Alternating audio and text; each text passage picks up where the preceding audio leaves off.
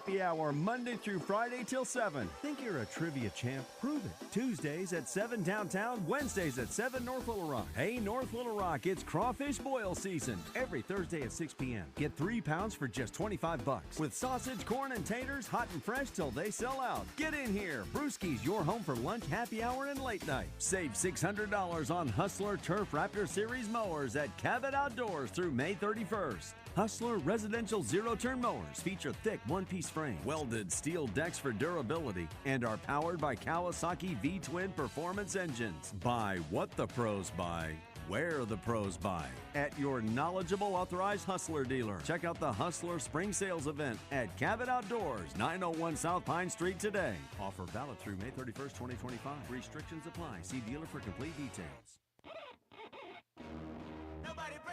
Live from the Gwatney Chevrolet Studios, this is Out of Bounds with Joe Franklin and Wes Moore on 103.7 The Buzz.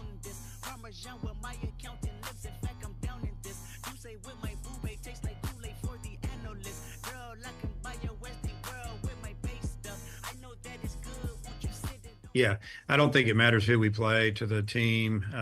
Just want to play well and find a way to win a couple games, win a series. Obviously, you'd like to win them all. You got to win the first one first tomorrow. So, yeah, it was good being around the guys yesterday. The mood was good. Everybody's upbeat. We know how how hard it is, and we know how close we were, and we just didn't take care of some things and just fighting to get back on track a little bit. And what I mean by that is just be more consistent game to game. It is game day. What's up, everybody? Wes Moore, Joe Franklin with you. It is Out of Bounds. Glad you're hanging out with us. I'm excited for tonight. 6 o'clock start, ESPN2, Carl Ravitch, Kyle Peterson. You got the top guns coming to Fayetteville for this series. And it's the only SEC game of the night. So if you're an SEC baseball fan, all eyes are on this series. 1 versus 5. And Arkansas a chance to turn things around. That's what Coach was just saying. Look, they've been close. You look at the last 3 series, and right now the feeling is things aren't going well. And they're not, because they've lost 3 series in a row. But it all came down to 3 game threes, and each time Arkansas was right there with the chance to win the game 3, win the series, and they blew it. They blew it for different reasons. Sometimes it was starting pitching. Sometimes it was just leaving way too many guys on base. And the fielding hasn't been as good recently either. Clean some of those things up, get back to their winning ways, and everything will be just fine with these Razorbacks. And I do. I think it's going to start this weekend. I feel good about the series with Texas. I think they get off to a good start tonight. Zach Root looked great for 3 innings. And then and he even looked good the 4th inning, but he threw a ball away at first base, and that allowed an unearned run to score. And then the wheels fell off in the 5th inning. I think Zach Root gets them a good start, and then they'll be ready to go to maybe Gackle or Jimenez, close this thing out, and win a low-scoring game. That's the thing. Texas has a very good, and we just heard it on the Phil Elson's update, that's what their strength is, pitching. And their starting pitching is good. And what's amazing for Texas, their number 1 pitcher is out for the year. Their Friday night guy, their ace, and they were able to just slide him out, slide the other guys down, and bring in a new starter for Sunday, and they got good starting pitching over the weekend against Texas A&M. And Texas has been able to do what Arkansas hasn't been able to do, and that's been the difference in the seasons. Win close games. Texas won 3 one-run games against Texas A&M over the weekend, or that series could have been completely different. And the Aggies, we saw how hot they were, and they played well against Texas, but came up a run short every single game, and Texas gets out of there with a sweep. Now Arkansas is trying to do the same to Texas. Which one of the starting pitchers do you feel best about right now? I feel the best about – that's a great question, Joe. I like Zach Root because he is a pitcher. He's not a thrower. Zach Root has 5 different pitches that he can throw for strikes. Problem is, but sometimes when you have 5, you don't master all, and it's just, 1. And he doesn't have it down that game, and they seem just – he'll throw that 1, leave it over the middle, and they blast it. I would say Gage Wood, but, I mean, what's he going to give you? 4 innings that, if things go well. Things went really well last weekend, and he was able to go 3 innings. His pitch count was low, 42 pitches. Maybe they'll get him up to 50, 55 this week. But still, that's saying you get 4 quality innings where he's not walking guys, they're not getting hits, not putting guys on base, driving that pitch count up. So that's asking a lot to go 4 innings in 50-something pitches. But I love the way he threw. And he even threw the ball well his first outing. He just had some control issues and left a fastball up. And Jake how do you say his name? LaSalette? Jake, the A&M hitter. He killed Arkansas. I should remember it. He had 4 home runs in 3 games. Is it Lavalette? Lavalette. Thank you, Joe. Lavalette. Jake Lavalette hit a home run off of him. But, I keep wondering to myself, and I haven't talked about it on the show, I wonder if there's going to be a point in the season where Van Horn, because of the bullpen, and not just Van Horn, but Matt Hobbs, they go to the decision to basically have guys who come in and start the game. And that's it. Just not looking for 5, 6, 7 innings. Look at maybe one time through the lineup, get 3 innings, 4 innings, and then go the bullpen.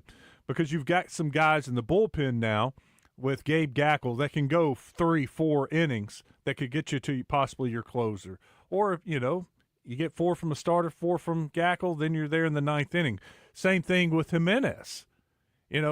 Get 3, 4 innings out of Wood, bring in Jimenez. He can go 3, 4 innings, and you're right there at the end of the game. I just wonder if there's a point when the games – you see this in the NBA. For example, with the Lakers, the rotation tightens. You play less and less of your bench. I just wonder when they get to some of these games, the regionals, super regionals, College World Series, hopefully, that, we're not even going to – try to get 5, 6 innings from these guys. They have shown enough throughout the year that they're good one time through the rotation. Let's go out there and see if we can get 3 innings from them, bring in the bullpen, which we trust, and the bullpen, actually the guys have been throwing a lot better anyway. So let's get to them. I just wonder if that could possibly happen. It's a luxury if you can do that and maybe have that mindset, but I don't think you go into it saying this is the plan, that we're only going to try to go with these guys for this long, because for starting pitching, you want to be able to get the most out of it if you can. And so there will be some games where these guys may be on and you get the most out of them, but maybe you don't expect it, and it's a luxury when you can go to that bullpen, but you don't go in with the plan of we're just going to get these guys to go through a couple of innings and then we want to go to our next guy. I don't really think that it'll get to that point.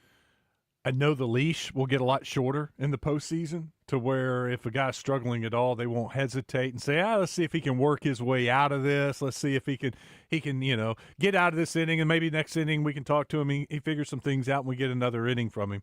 DVH has shown that that's his track record. Mm-hmm. He will at times just pull a guy quickly, and then it'd be questioned whether it was the right move or not. But based on the result, when you come away with wins, then it is the right move. I can remember College World Series being in Omaha, Isaiah Campbell. Before his last year when he was really, really good. The year before that, he was very inconsistent. There would be a game, and you're like, that dude, he's going to be a stud. He could carry him to the College World Series. The next inning, he couldn't get out of the second, or next game, he couldn't get out of the second inning. And they got to the College World Series, and they had a guy warming up quickly. I mean, he got in a little trouble, and there's already a guy in the bullpen. We're talking first, second inning. We're not messing around. If he doesn't have it, he can't figure it out, he's out. We're bringing somebody else in. I can see that in the postseason where they're not going to announce it or say, hey, we're just trying to get 3 innings from Zach Root or 4 innings from Gage Wood. But they'll have some guys in the bullpen ready to go in a minute's notice if there's any sign of trouble in the postseason. And I think it's more likely that maybe they do identify one of the pitchers that they take that approach with, but I don't think they would look at all 3 and say, our 3 starting pitchers, this is how we're going to handle this. Well, I think Root has the potential, and we've seen him at times this year put together a 7-inning game where he can go deep, and I still think he has that potential. And maybe we see that tonight, and he starts to answer some of the questions he might have in his mind and some of the rough outings that he's had in the past month, I would say.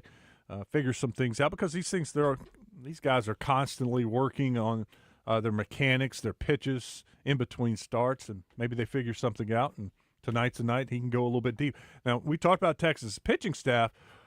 They have the advantage there. as far as the entire pitching staff, ERA, strikeouts, a lot of numbers they lead the SEC in. Where Arkansas has a big advantage over Texas is hitting. Arkansas hits better average, more home run. That's where Arkansas needs to win the series. Yes, they need some better starting pitching, and they need a bullpen to be solid, but they got to hit the ball this weekend. You're going to be seeing some good pitching. You get an opportunity with a runner on base, you've got to come through and get that big hit. You get a couple runners on, you got to keep that inning going, put up a crooked number so that you get a little something on Texas, because they can score, but when you get an opportunity against that pitching staff, you're not going to get it every single inning. Like some of these other pitching staffs, you're going to have chances to score. It's going to be limited against Texas this weekend. So when you do get that opportunity, take advantage of it and score some runs. Matt Jones talked about wanting to see more consistency, where you see this team being able to put up runs in more than one inning, as opposed to having that one explosive inning where they're putting up a bunch of runs. You want to see that kind of evened out a little bit more throughout the game, be more consistent in that way. It's great to get those innings, but when you get an inning like that and you don't put anything together in any of the rest, you end up coming up short in the game. It does you no good. That's what cost them against Florida on Sunday. You get a gift from Florida, an error. Later on, the outfielder overruns the ball, get an extra base. Next thing you know, you get a couple big hits. You put up 5 runs. Look, you're on your way. You should win that game when it's 5-1 at the time, because you keep scoring. You know, it's a Sunday. You need to add to it and have 9-10 runs and win that game. But that was it. They didn't score again. So that was the issue on Sunday. You got to keep adding to it and can't just go, okay, we had our big inning. We're good now.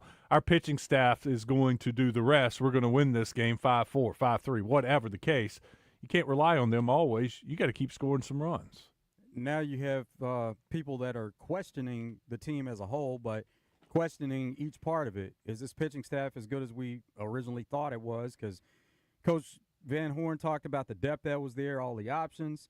And then when you go to the hitting side, because of not being consistent and giving it to them, throughout an entire game, there are questions there. So to answer those questions, can they put it all together to play like the complete team that we know they're capable of being? No, it wasn't, a month ago they were on a roll. There weren't any questions. Yeah, we had some concerns about the starting pitching not going deep, but that was about it, because they were hitting the ball, they're scoring runs, they're playing good in the field, and the pitching staff was a top 10 ERA in the country. But then you start losing these. Of course, it's natural. You're going to start asking questions. What's wrong with this team? And trying to figure things out. Get back to your winning ways. Those questions will start to disappear a little bit. I think we're going to see a different lineup tonight. That's one of the things, and it's going to be key. Hey, our guy, Kendall Diggs, needs to have a big weekend. He needs to help this team win games. He needs to get on base, drive in runs, get some hits, because he's going to have that opportunity. The participation chart availability list came out last night, and Logan Maxwell is questionable. And Coach even said that, with his hamstring, he doesn't see him in the lineup tonight and may not be in the lineup this weekend. Maybe he's available to pinch hit at some point, but that means right field is going to be open. Texas tonight has a right-handed pitcher. I have not seen the splits, left-handed versus right-handed, against this pitcher. But I got to think there's a pretty big opportunity for Kendall Diggs to be in the starting lineup tonight. Also, Gabe Frazier at second base. He's dealing with something. Coach Van Horn did not address it. He just said Gabe Frazier's dealing with some nagging injuries. He is listed as questionable. If he can't go, I think that means you're going to see probably Cam Kojal slide over to second base. That opens up first base and an opportunity to play for Rocco Pepe.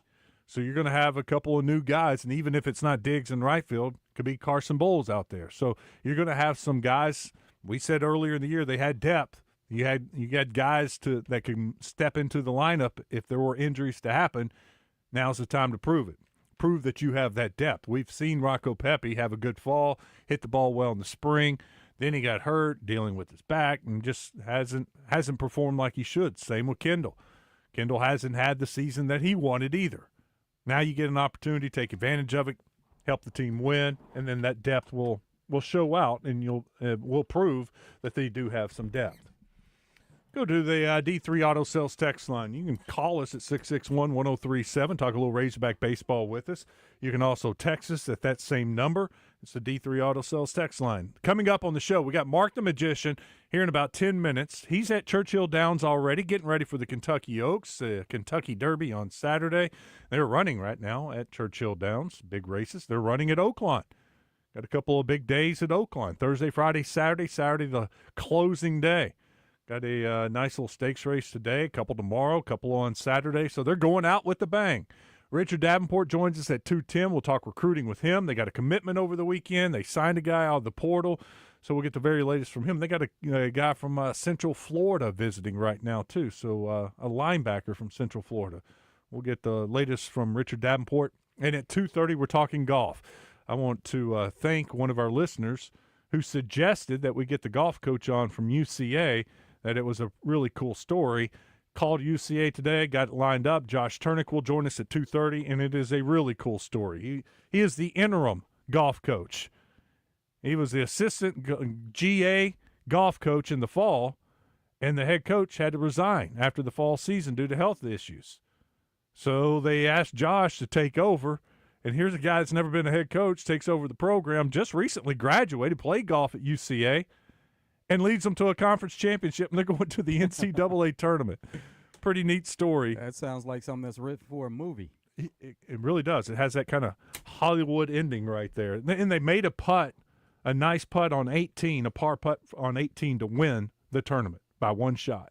Guy misses it, they go to a playoff. But he rolls in the par putt, and they win the conference tournament, and they're going to the NCAA tournament. So he joins us at 2:30. All right, first question on the D3 Auto Sales text line. How much of this offense do you think will come back next year? Maybe Van Horn could come up with some pitching by then. Pitching's not the problem, I don't think. Well, starting pitching could be better, but bullpen's really good. Who's coming back? Start at catcher, be back. Ryder will be back. Souza will be back. Of course, Vahiva's gone. Third base, Iredale's gone. Are you saying Vahiva's gone because he's going to go pro? Yeah. It's his time. Yeah, he's projected first-round pick, possibly top 10, top 15 pick in the first round. But, I mean, he could come back. Could, but no, he's not coming back. Kuhia will be back. He has to come back. He's only a sophomore. They'll find a position for Cahillo in the field next year, either in the outfield or first base, I would guess. Left field, Maxwell's gone, Diggs gone, Bowles gone. Center field, I think center field you could come back. Oh, Davalon. No, I think Davalon's draft eligible too. They're going to lose a lot. But you know what? They're going to hit the portal just like they've been doing, and hope a couple of the young guys step up and win a position. But Gabe Frazier will be back. He's only a freshman. He's really the only true freshman getting playing time. He and then you got Souza will be back. He was a sophomore. So they'll have a handful of guys, kind of like this year, handful of guys coming back, and then the rest will be portal guys. Let's don't think about next year yet. Let's wait. I mean, we still got 3, 4, 5, 6, hopefully like 8 weekends left, 2 months left in the season. Let's talk about next year in a couple months. Earl says, what is the name of the horse Mark the Magician has? Deanne's 80. Deanne's 80. He sent me a picture of Deanne's 80 today. She won her last race. They're looking for a new race for her. These better teams learn to pitch around you and pitch smart. These better teams learn to pitch around you and pitch smart. Yeah. There's truth to that. Mm-hmm. I mean, you saw that last week a little bit with Florida. How many times were they just trying to dot the outside corner with Vahiva Aloy? And if they didn't hit it, the outside corner, and it was a ball, they didn't care, and they walked him. That's why it's so important that Iredale, well, they had Maxwell hitting, but Logan Maxwell hitting behind him because he was a good 3-hole hitter and was hitting the ball well. You saw Cahillo move up. Yeah, that's what happens when that's what I was wanting them to do with Jace Lavalette. Just pitch around him and go to the next guy. Is this for our show? Yeah. I'm going to throw a conspiracy theory on y'all. Boom, boom, boom. I have my reasons why Shador Sanders didn't get drafted early. I believe it's because he didn't have an agent. I believe the owners and agents work together to keep salaries and the salary cap down. I love conspiracy theories, but I don't buy that one because the owners can't work together to get anything solved in football. They're always fighting and bickering. You think they're going to get together and decide not to draft Shador because he doesn't have an agent? I think that's a little too far reaching. There were different reasons that maybe some owners wanted to take him off their boards, but that's not typical that owners will go to the GM to say, take this player off our board. It's usually GM and coach getting together.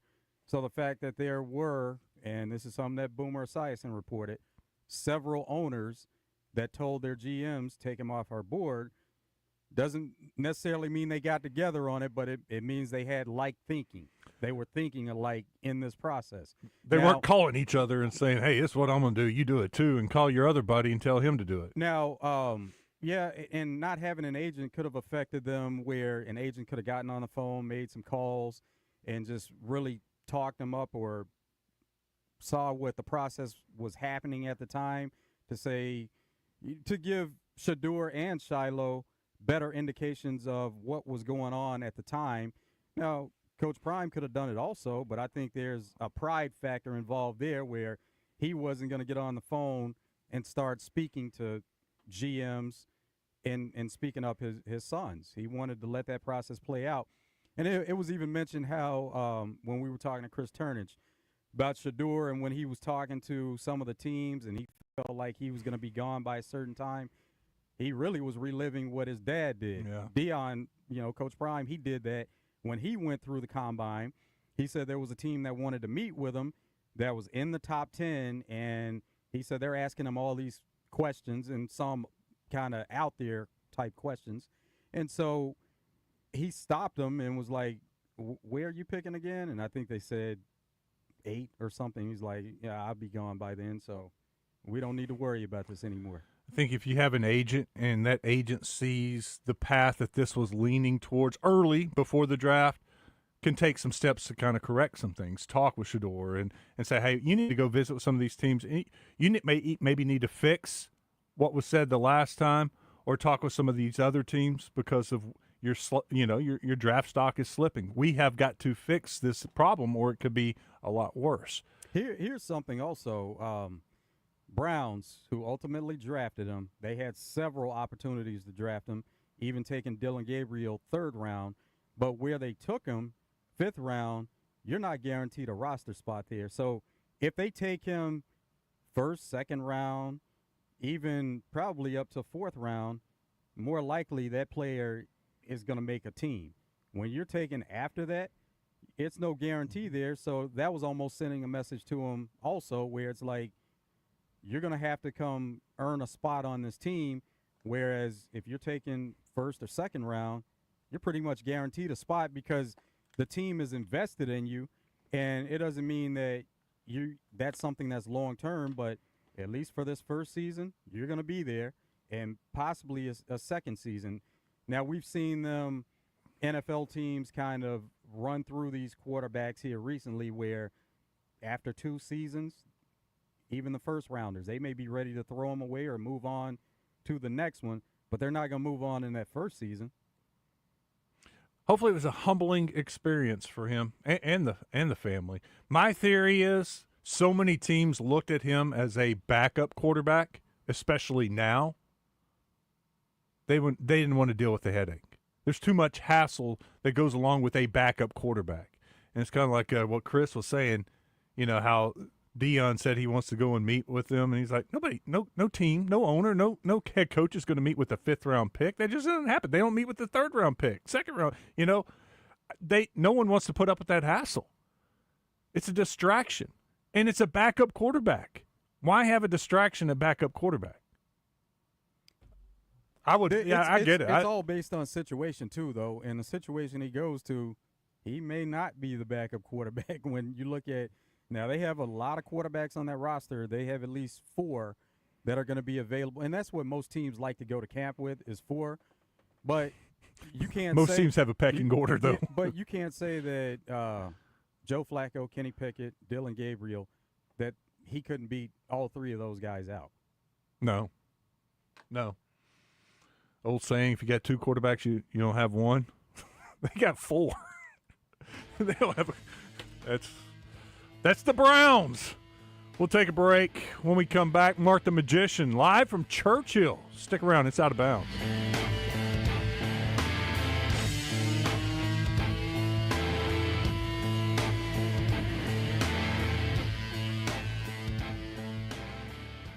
Floyd's Seafood, Keel Avenue in Sherwood. It's crawfish season, and Floyd's has live and cooked Louisiana Cajun crawfish. Place your order by 2 p.m. Thursday for weekend boils. Floyd'sMeatandSeafood.com.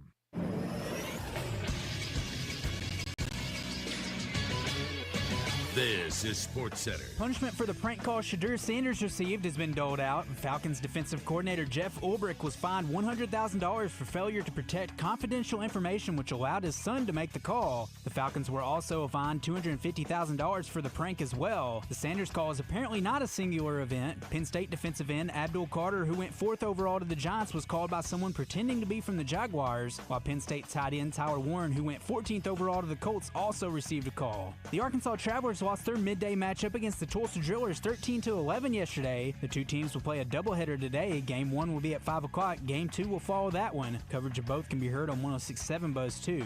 And Arkansas baseball starts their 3-game home series against number 1 Texas tonight. First pitch is set for 6. Radio coverage can be heard on The Buzz. I'm Christian Weaver with The Buzz Radio Network.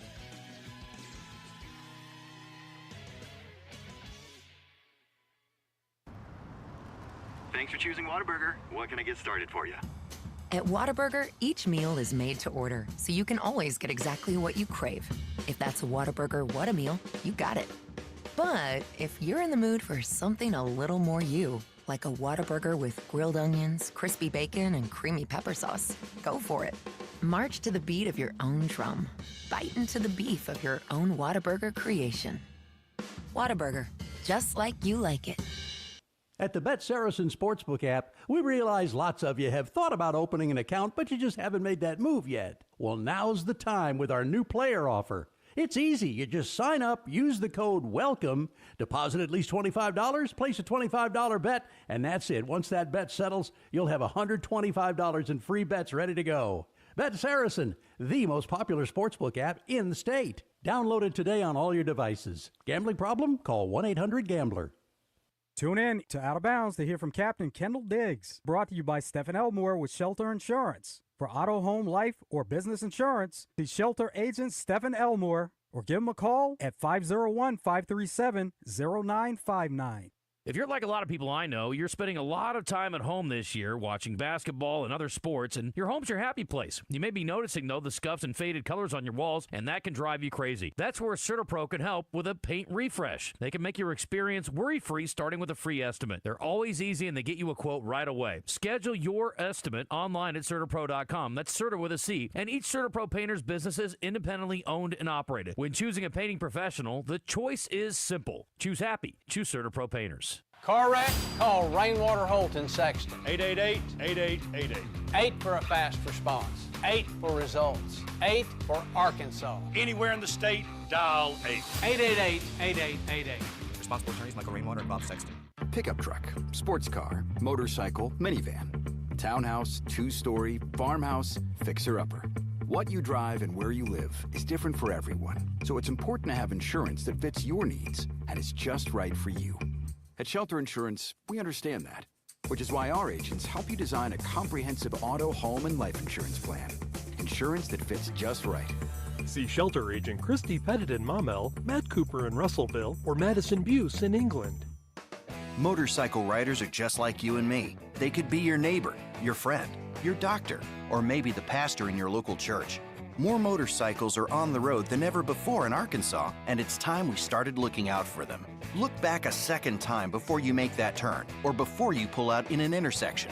It might take 2 seconds, but it just might save a neighbor's life.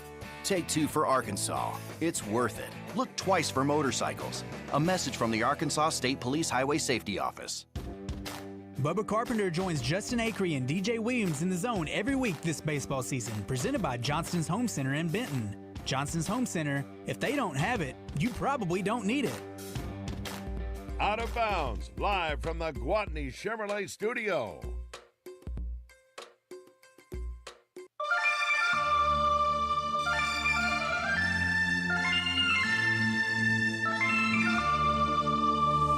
Give me a man after midnight. Won't somebody help me chase the shadows away? Give me a...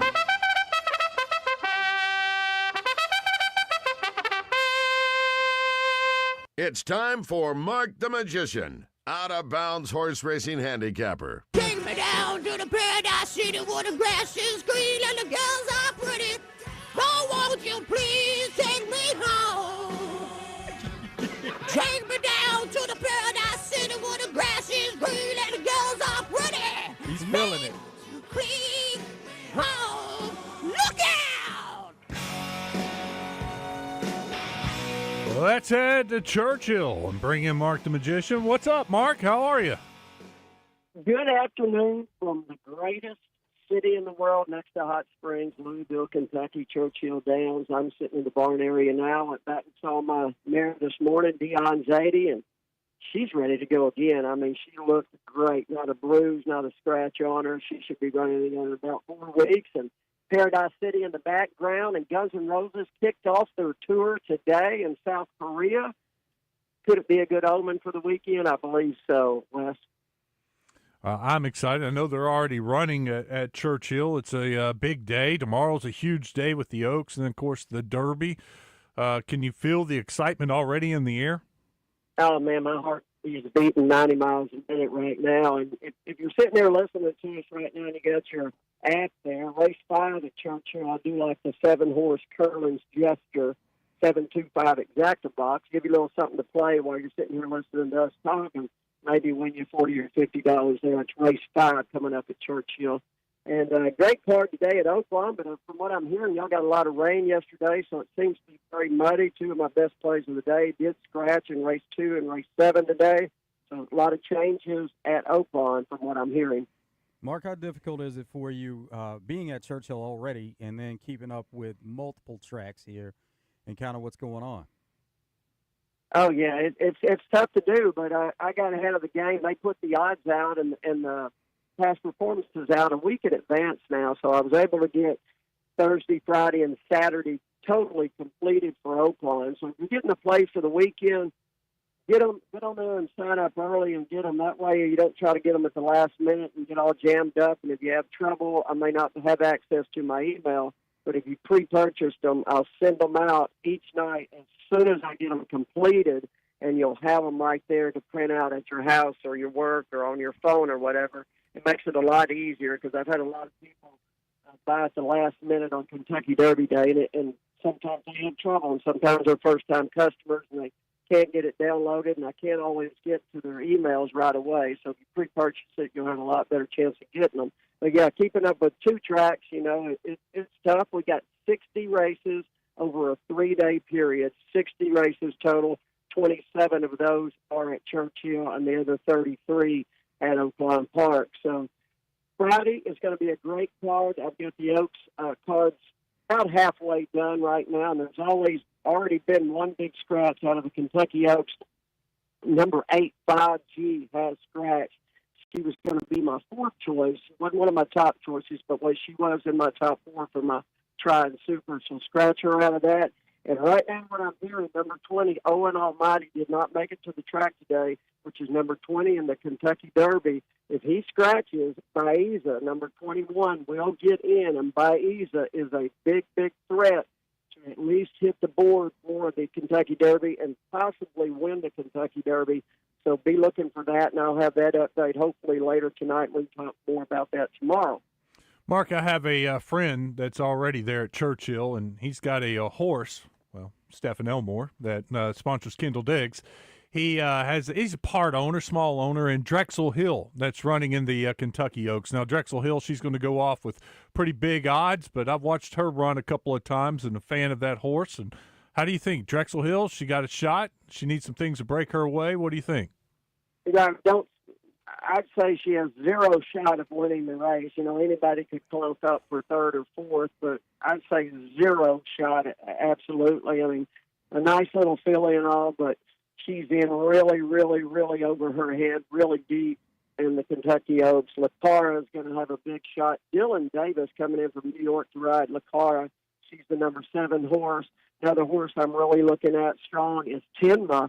J.J. Hernandez, who rode my horse, Trusty Rusty. He was a leading jockey out in California at Del Mar, and I believe he might be leading at Santa Anita when they ran also, but he's one of the best in the country, and it's Bob Baffert's only horse in the Oaks. 12-1 on the morning line. That one's going to be tough. The horse taking all the money is going to be number 11, Good Cheer, and she deserves to be taking a lot of money. She's 6-5 on the morning line, which she could very easily win it, but go with a little bit of options there, take some longer prices, mix in Good Cheer, the number 11 horse, and they've also got the 2-day Oaks Derby double where you pick the winner of the Kentucky Oaks and the Kentucky Derby, and I've hit that probably 12 out of the last 17 years, and that can really pay well. Sometimes if you get the favorites, it doesn't pay much, but you're not really getting the favorites too much in combination races like that, so look for that to pay anywhere from $60 to $100. If you have that 10 or 12 times, it can pay for your whole weekend. Quiet Side is the 14 horse. As a matter of fact, I'm sitting in front of the John Ortiz barn right now. Quiet Side won the Fantasy at Oakline. Did really, really well at Oakline. And it's got Jose Ortiz in the irons. She's going to be tough also. Simply Joking is going to be one of my long shot. That horse is also trained by your friend, same trainer. Beckman trains 2 horses in this one. Drexel Hill and Simply Joking. Simply Joking with Florent Giroux got a much better shot than Drexel. So those are the 4 that I'm really looking at for the Kentucky Oaks right now, and I'll get that all put together later this evening. Any international horses to look out for that people may not know a lot about, but we see this every year where some international horses come in? Yeah, in the Kentucky Derby, you've got 2 Japanese horses, Luxor Cafe, and I can't remember the name of the other Japanese horse, but the other one doesn't have a shot. But Luxor Cafe coming in here, and I've never even heard of the trainer. His last name is Hori, but this horse has done very well in Japan, earned enough points to get into the Kentucky Derby. Luxor Cafe is definitely going to take some money in the Kentucky Derby. The fastest horse, and let me tell you this, the fastest horse in the Kentucky Derby is the horse that I gave you in the Breeders' Cup juvenile, which was Citizen Bull. I gave him to you that day. He was my top choice. He was 12-1. Not many people had him that day. We made a killing. I know I cashed over 2,000 just playing the exactas and tries in that race. Citizen Bull did get the 1-hole, but the 1-hole is not as bad as it used to be. It used to be they had 2 separate gates in the Kentucky Derby, and they combined them together. Now it's all one gate, so the 1-hole points you out towards the track now. It used to point you right into the rail, and you would have to jump out to the right and try to get position. That doesn't happen anymore. He is the fastest horse out of the gate. Rodriguez is very fast out of the gate, and it gets Hall of Famer Mike Smith in the irons for that one at 12-1. Those are going to be 2 that I'm looking at. You know, Jason Worth has Flying Mohawk in there. He's been getting a lot of attention, the baseball player. He's got Flying Mohawk. You know, last year he won the Belmont Stakes. One of my big long shots is definitely going to be Tistastic for Steve Asmussen, who won the Louisiana Derby. Got Joel Rosario in the irons.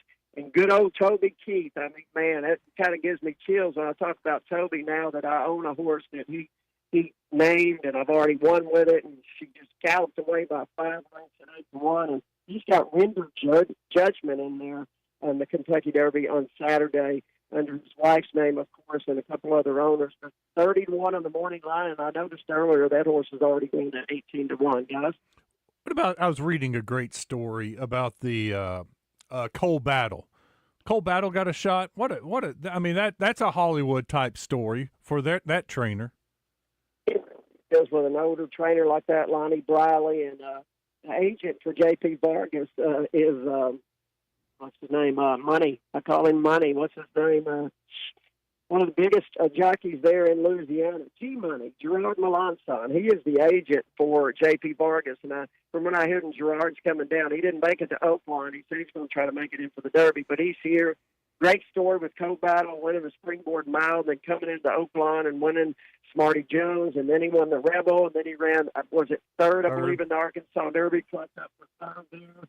Sandman kind of crazy in the Arkansas Derby and jumped sideways. I mean, if Sandman can straighten it out, he can be a factor there. But I don't really think those two horses have a great shot of winning the Kentucky Derby, but they're horses you want to use underneath on your exactas, your tries, your superfectas, and your super high five for sure. Sovereignty for Billy Mott is going to take some money out of the 18 hole, and make a note that no horse has ever won the Kentucky Derby from the 17th post. That's where Sandman is at. So could be a jinx number. Could he break the tradition? We'll see on Saturday.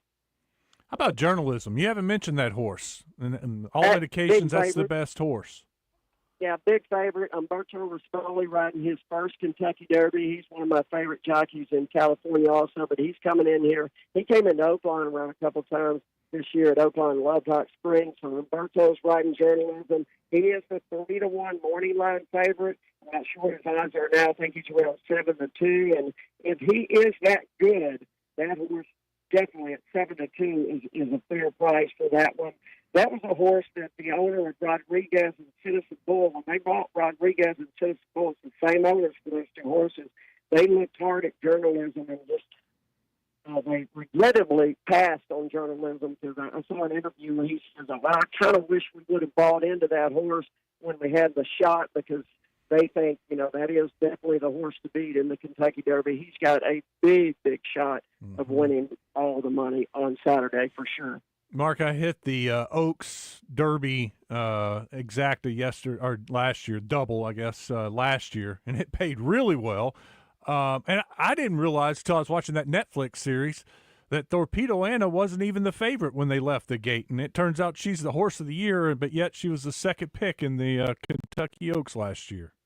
Yeah, she was my second choice that day, too. I was looking back at my card from last year, and I had Torpedo pick second. I can't remember who I had on top, but even though I really liked her and she won those two races at Oakland before that, she really made a name for herself in the Kentucky Oaks and just drew away. And then, of course, she won later in the summer, and then she came back and won the Breeders' Cup, and now that's what they're playing right now.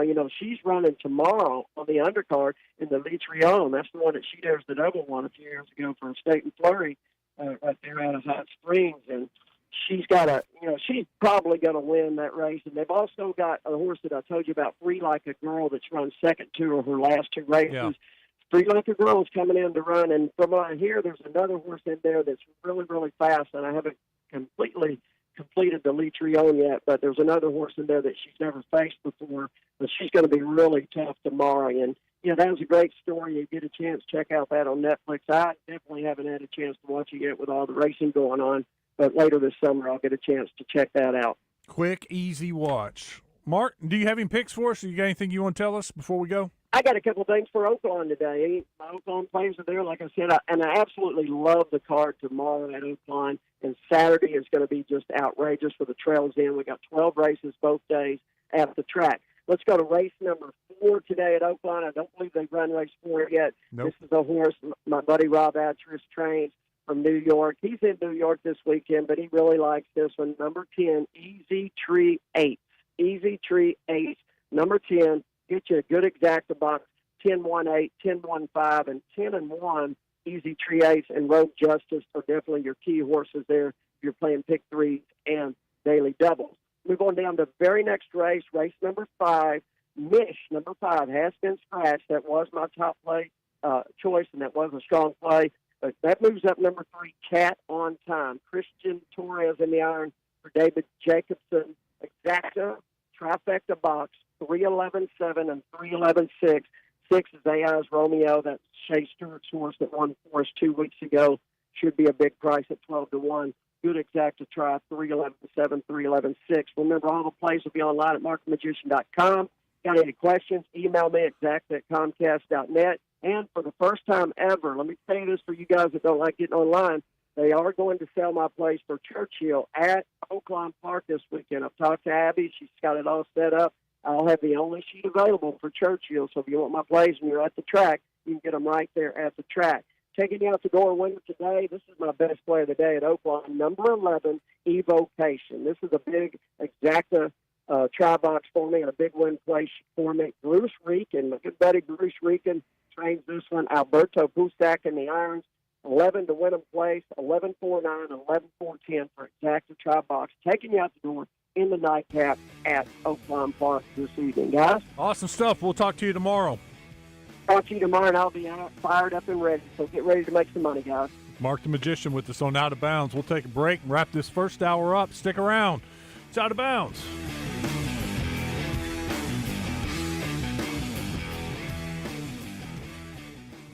The Bumper to Bumper Certified Service Centers Car Show, Saturday, May 3rd at the Conway Expo Hall. Attention car clubs, please arrive early and together. During the show, purchase raffle tickets to win one of 2 steel lawn and garden packages, benefiting Ronald McDonald House Charities.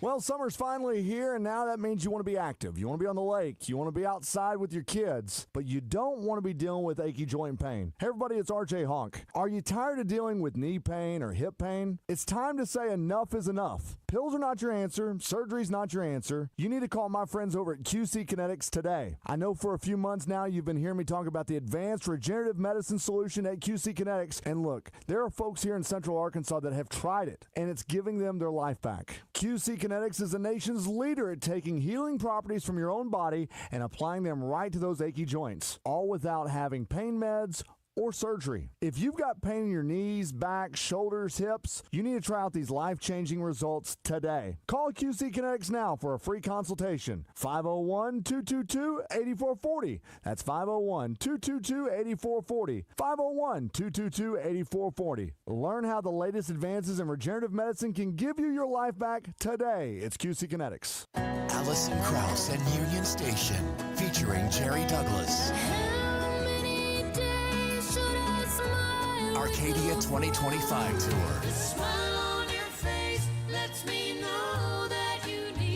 May 12th, First Security Amphitheater. With special guest Willie Watson. Get tickets now at AllisonKrauss.com. Don't miss Allison Krauss and Union Station featuring Jerry Douglas live. Congratulations to Alan Gallardo Lopez of Fayetteville and Lily Bershears of Rogers for being named the All-Arkansas Preps Outstanding Players of the Year in Cross Country as chosen by the Arkansas Democrat Gazette. They are among the 400 Arkansas high school athletes who will be honored at the All-Arkansas Preps Awards Banquet on Saturday, June 14th, sponsored by CHI St. Vincent. The event is emceed by Steve Sullivan with special guest David Basil and linebacker for the New Orleans Saints, Demaria Davis. To find out more about the athletes selected or to purchase tickets to the event, visit allarkansaspreps.com. March is gone. The brackets are done. Feels like we need some excitement. Are you kidding? Do you realize how much is going on? Basketball, hockey, baseball, golf. It's like 8 seasons in one. It's the season of action. And we can bet on all those with the Oakland Sports app. That's the spirit. Now let's go lock in some bets. Receive a 10% profit boost on qualifying 3-leg parlays. Bet all summer long. Oakland Sports, Arkansas's best sports betting app. Gambling problem? Call 1-800-GAMBLER. The 16th annual Home for Healing Golf Classic presented by Simmons Bank is Friday, May 9th at Burns Park. Home for Healing offers support for cancer patients receiving outpatient treatment and their caregivers. Parents of NICU infants and family members with a loved one in ICU by providing convenient and no-cost lodging. Lunch starts at 11 with shotgun start at 12:30. Take your shot for a hole-in-one worth $5,000. For sponsorship opportunities or to sign up your team, visit www.homeforhealing.org. Big thank you to their media sponsor, the Crane Automotive Team, Arkansas's premier automotive dealer with 16 locations across the state. Willie D's Rock and Roll Piano Bar open every Tuesday, Thursday, Friday, and Saturday. Cold drinks and dueling pianos. Deep Nightclub downstairs hosts karaoke on Tuesdays and DJs spin on Friday and Saturday nights. Visit WillieD'sPianoBar.com. It's Justin Acree for Coffin by Design West. Shop with the local folks and get exactly what you want. You can also shop from the convenience of your own home by going to KaufmanLumber.com. There's an online store with over 800,000 items in inventory that can be delivered straight to your front door. Items in inventory include everything from hardware to housewares, heating and cooling supplies, lawn and garden tools, sporting goods, store and office supplies, and there's a huge range of products in each area available. So go by their store in West Little Rock at 14900 Cancel Road or do your shopping online at KaufmanLumber.com. Out of Bounds on 103.7 The Buzz. Live from the Gwatney Chevrolet studio. Gwatney Chevrolet. Driving, trust every mile. Took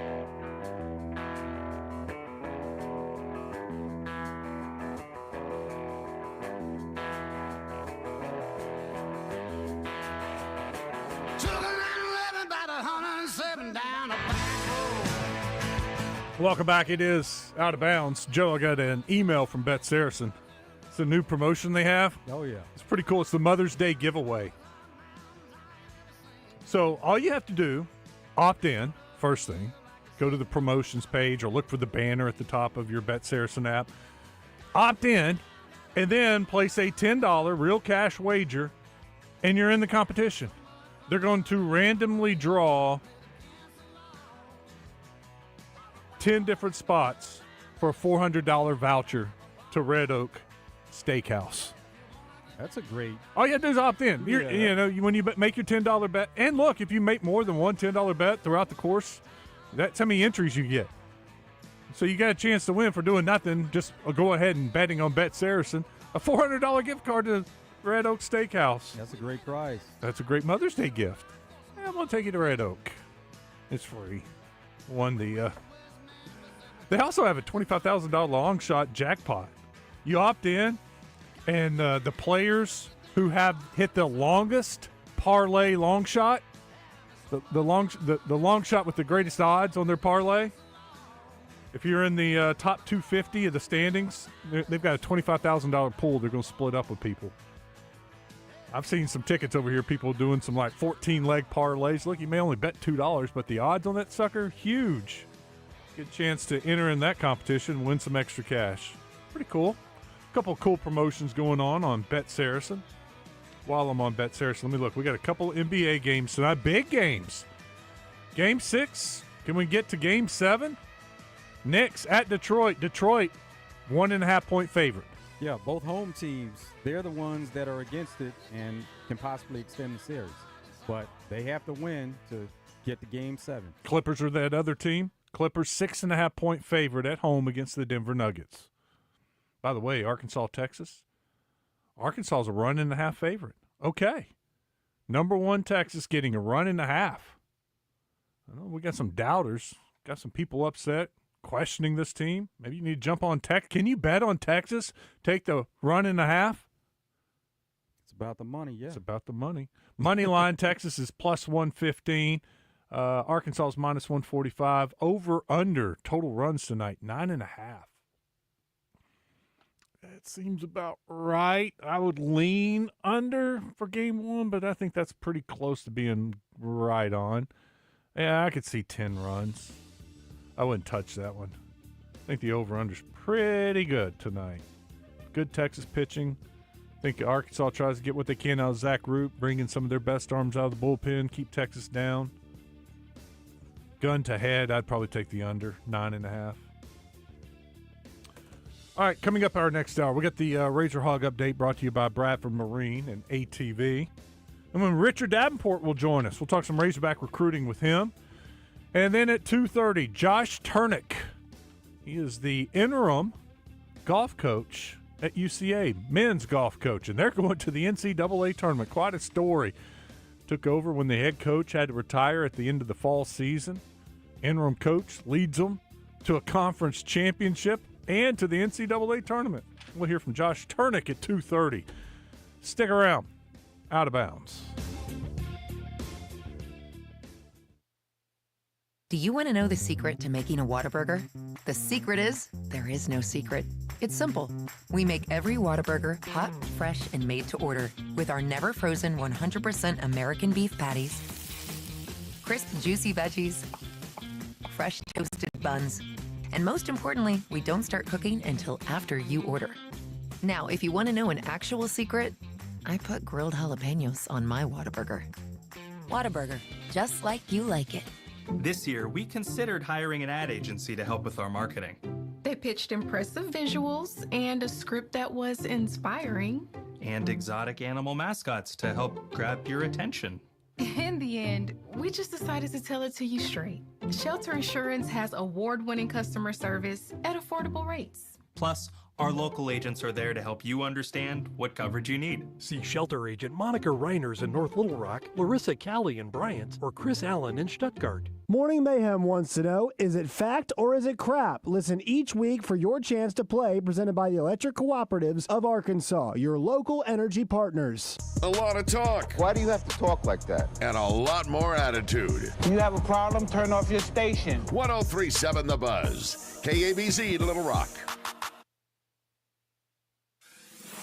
Buzz News with KARK's Claire Kreitz. A former teacher and registered sex offender in Garland County is behind bars after investigators say they found evidence of new crimes connected to his past child pornography conviction. Police arrested 52-year-old Zachary Nahus for parole violations. His first arrest was in 2014 on 30 counts of felony child pornography charges. A jury convicted him 2 years later. He is a former teacher at St. John's Catholic School and is married to the Hot Springs School District superintendent. Records show Nahus is being held without bond in the Garland County Detention Center. Arkansas is ordered to stop enforcing a 2024 cryptocurrency law. A federal judge placed a temporary injunction in a lawsuit filed by the Arkansas Crypto Mining Association. The suit claimed the law violated the 14th Amendment's Equal Protection Clause. The law aimed to put an end to foreign ownership of crypto mining sites. This is Claire Kreitz for the Buzz Radio Network.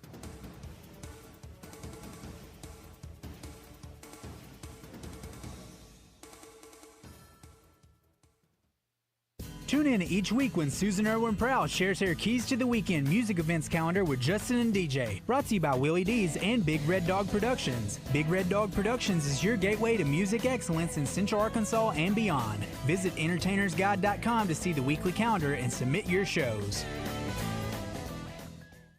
Weather from the Fletcher Weather Center with KARK's Juliana Cullen. We'll have a mix of sun and clouds throughout the rest of the day with temperatures warming up into the mid-80s. Low end chance for a pop-up shower storm, but most of today will be dry. However, better rain chance on the way for your Friday and maybe a couple thunderstorms as well, so you'll need that umbrella off and on. This is meteorologist Juliana Cullen with the Arkansas Storm Team for the Buzz Radio Network. Fletcher Dodge wants to buy your car. We'll buy any make or model, and we'll pay you more than anyone else. Please, turn your old car into cash at Fletcher Dodge in Sherwood. Thompson Electric presents Jackson Wells each week in the zone with Justin and DJ. Thompson Electric since 1983, providing innovative electrical solutions for your business. To learn more, check them on the web at thompsonelectric.com, or you can search Thompson Electric on Facebook and Instagram for more information. They say you never get a second chance to make a first impression, and that's your home and your business. So if your business needs a touch-up, call CertaPro Painters and let them handle the job for you. They provide excellent workmanship, quality, and a worry-free process for both residential and commercial spaces, all at the right price. You've got to focus on your business. Let them focus on your painting. Schedule your free estimate today at CertaPro.com. Each CertaPro Painters business is independently owned and operated right here in our community. Get your estimate scheduled today at CertaPro.com. That's Certa with a C. When choosing a painting professional, the choice is simple. Choose happy. Choose CertaPro Painters. Twin Peaks is celebrating Cinco de Mayo big this year with sweet deals on your favorite tequilas, cervezas, and more. Several beverage specials featuring shots, cocktails, drafts, and more. Cinco de Mayo costume party, May 2nd through 5th with scenic views wrapped in red. What drives you? Family moments, new adventures, or just the love of the open road? Whatever it is, Gwatney Chevrolet is here to help you get there. For generations, we've been more than a dealership. We've been part of life's milestones, big and small. With a team that puts you first and a car buying experience that's easy and stress-free, we're here to find the perfect vehicle for what drives you. Visit us in Jacksonville or online at GwatneyChevrolet.com. Chevrolet, together, let's drive. This is Justin Acree with some exciting news. UAMS Ortho Now is now open at the Orthopedic and Spine Hospital at UAMS Health. If you have an orthopedic injury, sports, work, or anything else, walk in and get the best in orthopedic care. No appointment needed. Ortho Now is open Monday through Friday, 8 a.m. to 8 p.m., and Saturday, 8 a.m. to noon. Conveniently located at the Orthopedic and Spine Hospital at UAMS Health. For more information, call 501-686-TOSH. That's 501-686-8674. And ESPN Radio Extra Point with Harry Douglas. You went on a podcast of Amon-Ra St. Brown and his brother, and you said, hey, I want your coach. I want your offensive coordinator as my head coach, the guy calling plays for my team in 2025. Okay, Ryan Poles went out there and got Ben Johnson. But then last but not least, you look at what they did in the draft. they went and drafted tight end from the University of Michigan who played with J.J. McCarthy and won a national championship, Colston Loveland. You went and got Luther Burton III, who reminds me of a guy like Deebo Samuel, who's strong with the football, hard to bring down, who's an assassin when it comes to playing in the slot, and you can do a lot of things with him in the run game as well. He can be that motion guy. So you have the pieces surrounding you. Now it's all about Caleb Williams being able to play from the pocket, play on time, understand that the national football level is not the collegiate level, right? And it's time for you to play like the number 1 overall pick that you were in 2024. Vivid Seats is your ultimate destination for basketball and hockey this season. With a game-changing rewards program and an unbeatable selection of tickets, they make it easy for every fan to watch their favorite teams and players in action. Catch every one-timer and buzzer-beating 3 live and in person from your favorite seat. Plus, every ticket is backed by a 100% buyer guarantee, giving you peace of mind with every purchase. Don't miss out. Visit vividseats.com or download the app today. Vivid Seats, the official ticketing partner of ESPN. The playoffs are in full swing, and you can get in on all the action at ESPN Bet Sportsbook. Go from tracking the latest game-changing moments to placing bets in just a few taps. Right now, new customers can get $100 in bonus bets when you make your first $10 wager. Download the ESPN Bet Sportsbook app and sign up with promo code JOEQ. That's JOEQ to get started today. Must be 21 plus. Gambling problem? Call 1-800-GAMBLER. Terms and conditions apply. See app for details. Offer not available in New York. Live from the Gwatney Chevrolet studio, this is Out of Bounds with Wes Moore and Joe Franklin on 103.7 The Buzz.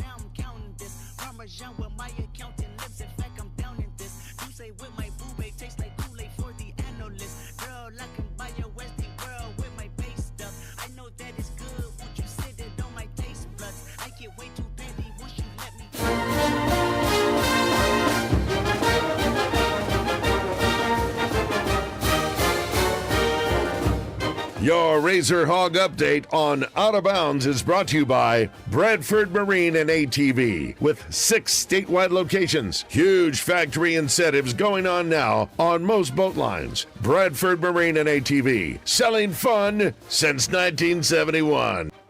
They've won a lot of close games, and they've done a great job. They pitched extremely well in league play. I mean, their team ERA in league is really good. And overall, I mean, it's just over 3, I think. So baseballs, and they're a little firmer than they've been in the past, it seems like. And the bats are good. And, they just done a tremendous job of finishing games. And they've got a freshman closer, a lefty, it's like 6'6", that's been really good. And, they don't make too many mistakes, and they've won at home big time. They've won just enough on the road. And, the league's doing what I thought the league would do, except for Texas. I thought the league would kind of pound each other a little bit. Texas has found a way to get those 2 out of 3s and sweep some games or some weekend series, and that's why they pulled away. Arkansas, Texas tonight, 6 o'clock, ESPN2. Carl Ravitch and Kyle Peterson on the call. Only SEC game of the night. Also going on at 6 o'clock, Arkansas softball taking on LSU. LSU ranked number 10 in the country. Last SEC regular season series of the year for Arkansas. They're trying to finish strong, move up in the SEC standings, get a good seed for the SEC tournament, and, of course, try to get one of those top 8 national seeds. Right now, they have got a good chance of being a top 8 seed. By the way, I did look up Arkansas's RPI yesterday, and I'm talking baseball. They are number 7. Of course, Texas' RPI is number 1. LSU's, I think, was number 4 or 5, and Tennessee's was number 10. So the remaining 9 games, if they can win some of these games, they're going to be just fine as far as RPI. Just want to finish up there in the top probably 4 in the SEC. Get a double bye in the SEC tournament and try to get a top 8 national seed for Arkansas. Win 2 out of 3 for the last 2 of 3 series. No doubt. Done deal. That's a no-brainer. They would be a top 8 seed if they can win 2 of the last 3 series. Other notes coming out. Yesterday after the show, We got the details for the One Razorback Road Show. Arkansas is hitting the road again in the month of May, and some of their coaches will be making appearances. They're going to start in Bentonville and Batesville on May 12th. On the 13th, they're in Searcy and Memphis. On the 14th, they go to Stuttgart, and then they'll be here in Little Rock at Fassler Hall. It's going to have Coach Calipari and Hunter Yurchek and the new women's basketball coach, Kelsey Music. And then on the 15th, they'll be in Hot Springs at the Oaklawn Event Center. Sam Pittman will be there. And then that night, they go to Conway, and they're at the Rouge Roundabout, and that's also Coach Pittman. But details are out. You can check the Arkansas Razorbacks website for the details. But that road show is May 12th, 13th, 14th, and 15th, coming up here in a couple of weeks. Recruiting-wise, Arkansas had a nice weekend. They got a defensive tackle, defensive lineman from D2. Then they picked up a wide receiver from Houston, a 4-star wide receiver for next year's class. He's a high school kid. And right now they're hosting a linebacker from, I believe it was Central Florida. We'll get Richard Davenport on here with all the details. Talk a little basketball recruiting, too, with him. And I saw where Coach Music, speaking of her and the basketball team, they got another recruit. Bring him in. Richard Davenport, Arkansas Democrat Gazette, WholeHogSports.com. Hey, RD, what's up? Richard, you there? Yeah, you hear me? Oh, there we go. Thought we had a bad connection or something for a second. Let's start with football over the weekend and the D2 commit that they got, the signee they got. What do you think about this guy? Is he a project? You want to try to pronounce his name? No, that's all you. Well, hey, Frank's pretty easy. But Moa Pola, I guess. Sure. Sorry, he's Samoan. And he's from the American Samoan island, Pango Pango, where he's from. I was able to talk to him after his visit, and he's 6'4", 275, and he's a very, very flat belly. He looks like a guy that just might even have a six-pack. I don't know, but good-looking kid.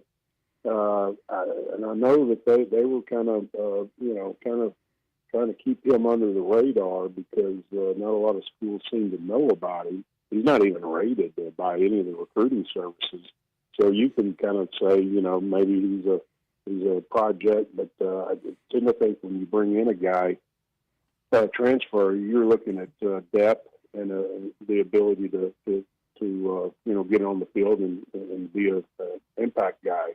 And I think that's how Arkansas and Coach Deke Adams, our defensive line coach, looks at him.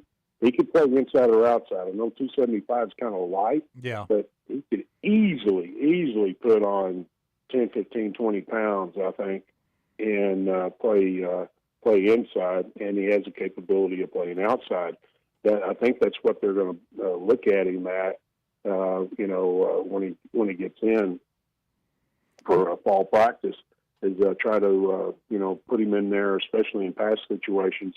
Maybe be a little bit of a mismatch quickness wise for some of the offensive linemen, and then obviously try to come off the edge too. So kind of guy that can play inside or outside. And anyway, just his film looks good, but at the same time you just don't know. But we'll find out. I can tell you, Arkansas is happy to have him. I do know that. Yeah, I was just thinking, you get him in the strength program, the nutrition program, probably not the same at Arkansas than it is at D2, and you would think he could put on some weight and quickly and probably some strength and size too, and be ready to go in the fall. Yeah, I agree. He's a good-looking kid. As a matter of fact, I had somebody DM me on Twitter, said that he saw Frank and Coach Adams at breakfast, and he was like, "Man, that kid looks good," and he does. He's got a nice upper body, and you can tell he works hard in the weight room. But it's going to be interesting to see what he looks like once he reports, in a few weeks for summer workouts workouts, be able to work out for about 2.5 months, about 2 months before fall practice, and see what kind of added strength and size he can achieve. Is Arkansas looking more into D2 ranks and making more of an effort there? Because that's something most schools probably aren't digging into there, where they're going more portal and looking at some of those guys and not necessarily from the D2 ranks, but from FCS or even other FBS schools. Is that something that Arkansas is kind of focusing in on a little bit more? I wouldn't necessarily say that, because I have seen, if you look at some of the transfers that other schools have, I've seen some Division II guys on their rosters too, and as far as in their transfer classes. Now, you don't see a lot, but you see a few. And let's face it, I mean, Arkansas's had pretty good luck with some Division II guys, especially at receiver, Tesla and Andrew Armstrong, but we'll see if that translates to the defensive line.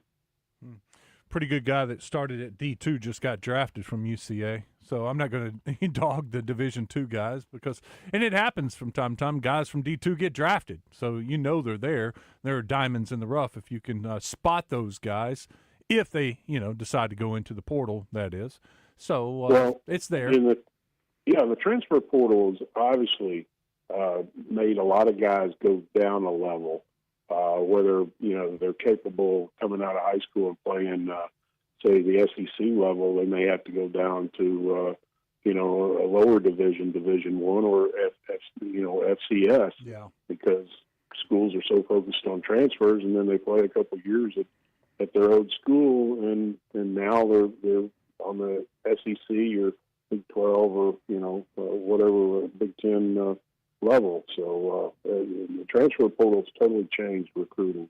Yeah, I have a friend of a friend. He started for 3 years in his high school in Texas, and good size, college size, nice speed. He's not slow, led the team in tackles. Couldn't get any offers. He's having to go JUCO because everybody's taking, all the bigger schools are taking transfers and not taking a look at a high school kid that may not hit the field for 2 years, 3 years, and it's forcing them to go somewhere else to play. Well, think about this. Wayne Martin, one of the best defensive linemen to ever play at Arkansas, one of the best defensive linemen to play in the NFL, from Cherry Valley. He was 6'5", 215 back in the 80s. Would he have gotten recruited about this time? When he left Arkansas, he was 285. He was an All-American. Obviously had a great pro career at New Orleans, but the years of being patient and trying to develop guys that are maybe a little light in the pants, there's not too many of those guys happening anymore, and that's the part that I miss. And I understand we're not going to go back to that on a consistent basis, but some schools will still take a chance on a kid like that and come out looking pretty good. But I can understand it, because some kids that need the development, they don't want to sit for 2 years and be patient, and next thing you know, they're transferring to go somewhere where they can play right now. So you've wasted that time trying to develop them for a couple of years down the road.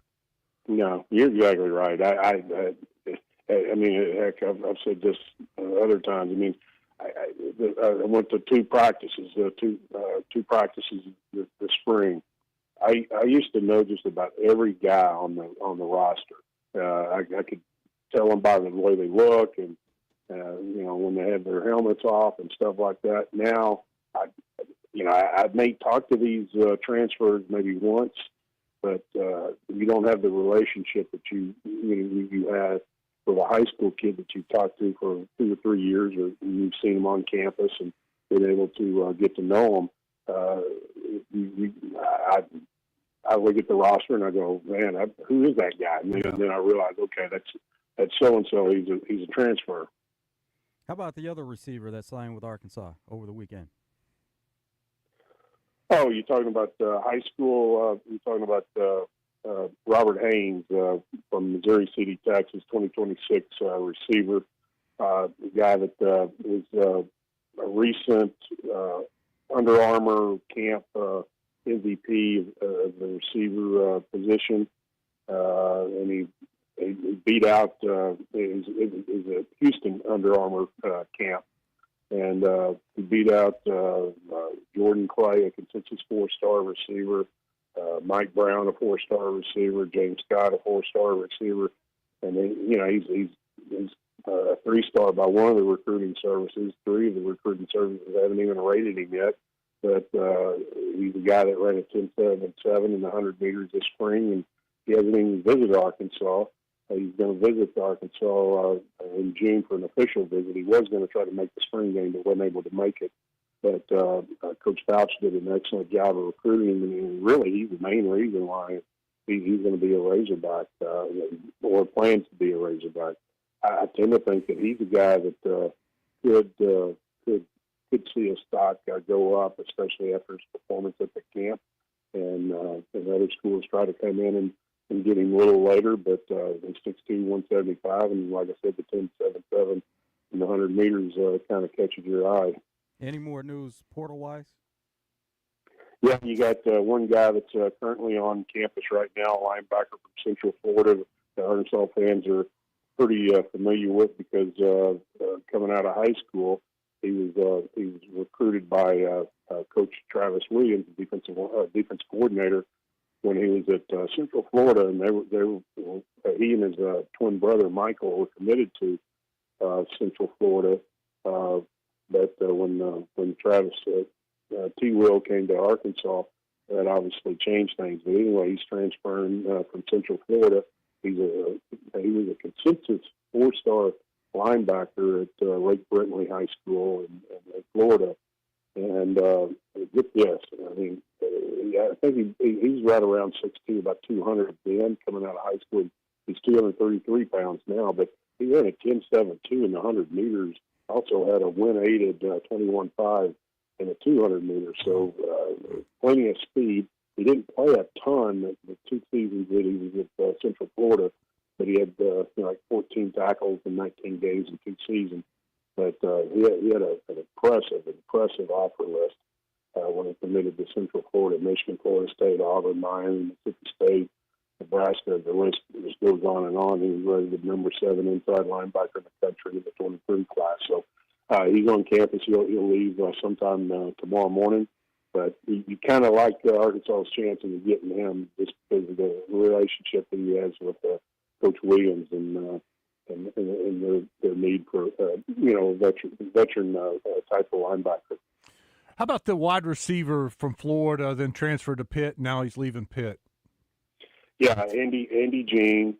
He's a guy that he didn't play much at Florida because I talked to a Florida reporter. He said the 2 years that he was at Florida, he had hamstring issues and it kept him off the field quite a bit. We really thought that he probably could have done some quite a bit more damage if playing wise if he would have been able to have better health. But he transferred to Pittsburgh in January and ultimately he decided to get back into the portal, and so he's a guy that was a 4-star prospect by 2 of the recruiting services coming out of high school, and he's another one that had a very, very impressive list. He's played high school ball at Miami Northwestern, and he had Florida, Florida State, Alabama, Georgia, LSU, Penn State, Arkansas offers coming out of high school. So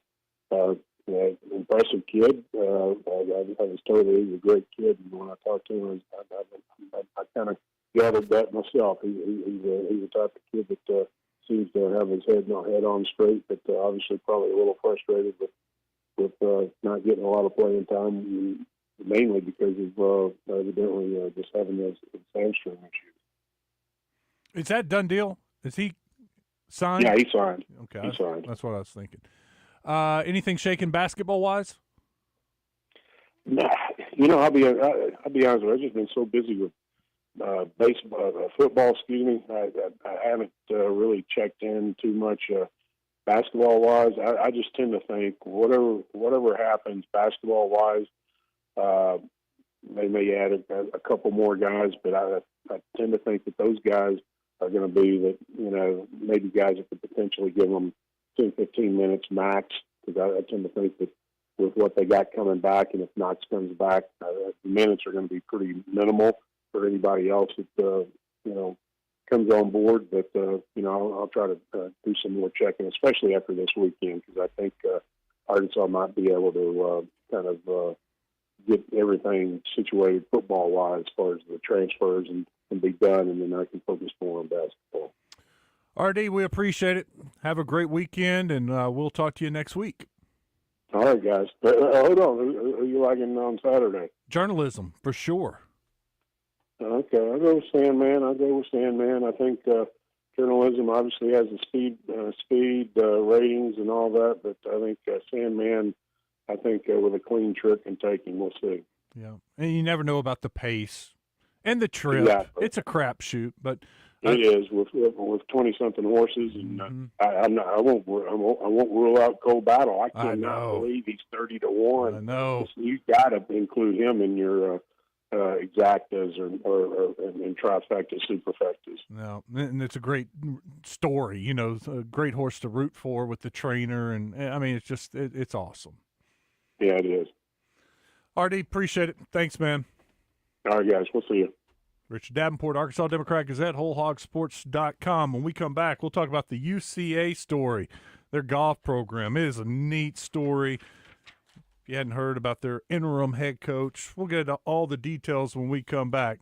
Josh Turnick will join us. If nothing else, you'll want to listen to his English accent. It's worth it. Stick around. It's Out of Bounds.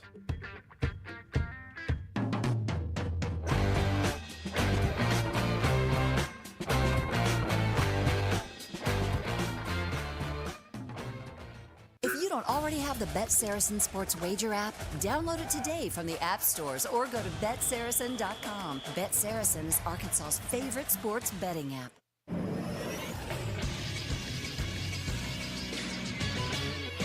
This is Sports Center. Punishment for the prank call Shadur Sanders received has been doled out. Falcons defensive coordinator Jeff Ulbrich was fined $100,000 for failure to protect confidential information, which allowed his son to make the call. The Falcons were also fined $250,000 for the prank as well. The Sanders call is apparently not a singular event. Penn State defensive end Abdul Carter, who went 4th overall to the Giants, was called by someone pretending to be from the Jaguars, while Penn State tight end Tyler Warren, who went 14th overall to the Colts, also received a call. The Arkansas Travelers lost their midday matchup against the Tulsa Drillers 13-11 yesterday. The two teams will play a doubleheader today. Game 1 will be at 5 o'clock. Game 2 will follow that one. Coverage of both can be heard on 106.7 Buzz 2. And Arkansas baseball starts their 3-game home series against number 1 Texas tonight. First pitch is set for 6. Radio coverage can be heard on The Buzz. I'm Christian Weaver with The Buzz Radio Network.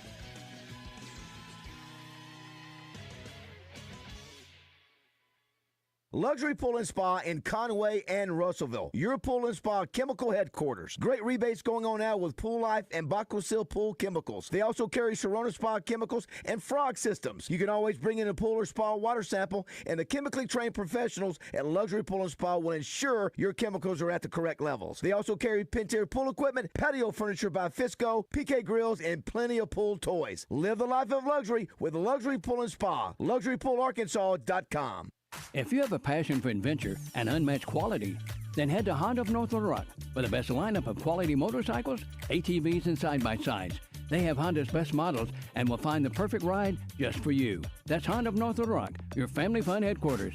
Well, summer's finally here, and now that means you want to be active. You want to be on the lake. You want to be outside with your kids, but you don't want to be dealing with achy joint pain. Hey, everybody, it's RJ Honk. Are you tired of dealing with knee pain or hip pain? It's time to say enough is enough. Pills are not your answer. Surgery's not your answer. You need to call my friends over at QC Kinetics today. I know for a few months now you've been hearing me talk about the advanced regenerative medicine solution at QC Kinetics, and look, there are folks here in Central Arkansas that have tried it, and it's giving them their life back. QC Kinetics is the nation's leader at taking healing properties from your own body and applying them right to those achy joints, all without having pain meds or surgery. If you've got pain in your knees, back, shoulders, hips, you need to try out these life-changing results today. Call QC Kinetics now for a free consultation. 501-222-8440. That's 501-222-8440. 501-222-8440. Learn how the latest advances in regenerative medicine can give you your life back today. It's QC Kinetics. The 16th annual Home for Healing Golf Classic presented by Simmons Bank is Friday, May 9th at Burns Park. Home for Healing offers support for cancer patients receiving outpatient treatment and their caregivers. Parents of NICU infants and family members with a loved one in ICU by providing convenient and no-cost lodging. Lunch starts at 11 with shotgun start at 12:30. Take your shot for a hole-in-one worth $5,000. For sponsorship opportunities or to sign up your team, visit www.homeforhealing.org. Big thank you to their media sponsor, the Crane Automotive Team, Arkansas's premier automotive dealer with 16 locations across the state. Hi, it's Frank Fletcher from the Fletcher Dodge store here in Sherwood. Folks, if you're shopping for a new car or truck, I hope you'll come see us and give us a chance to earn your business.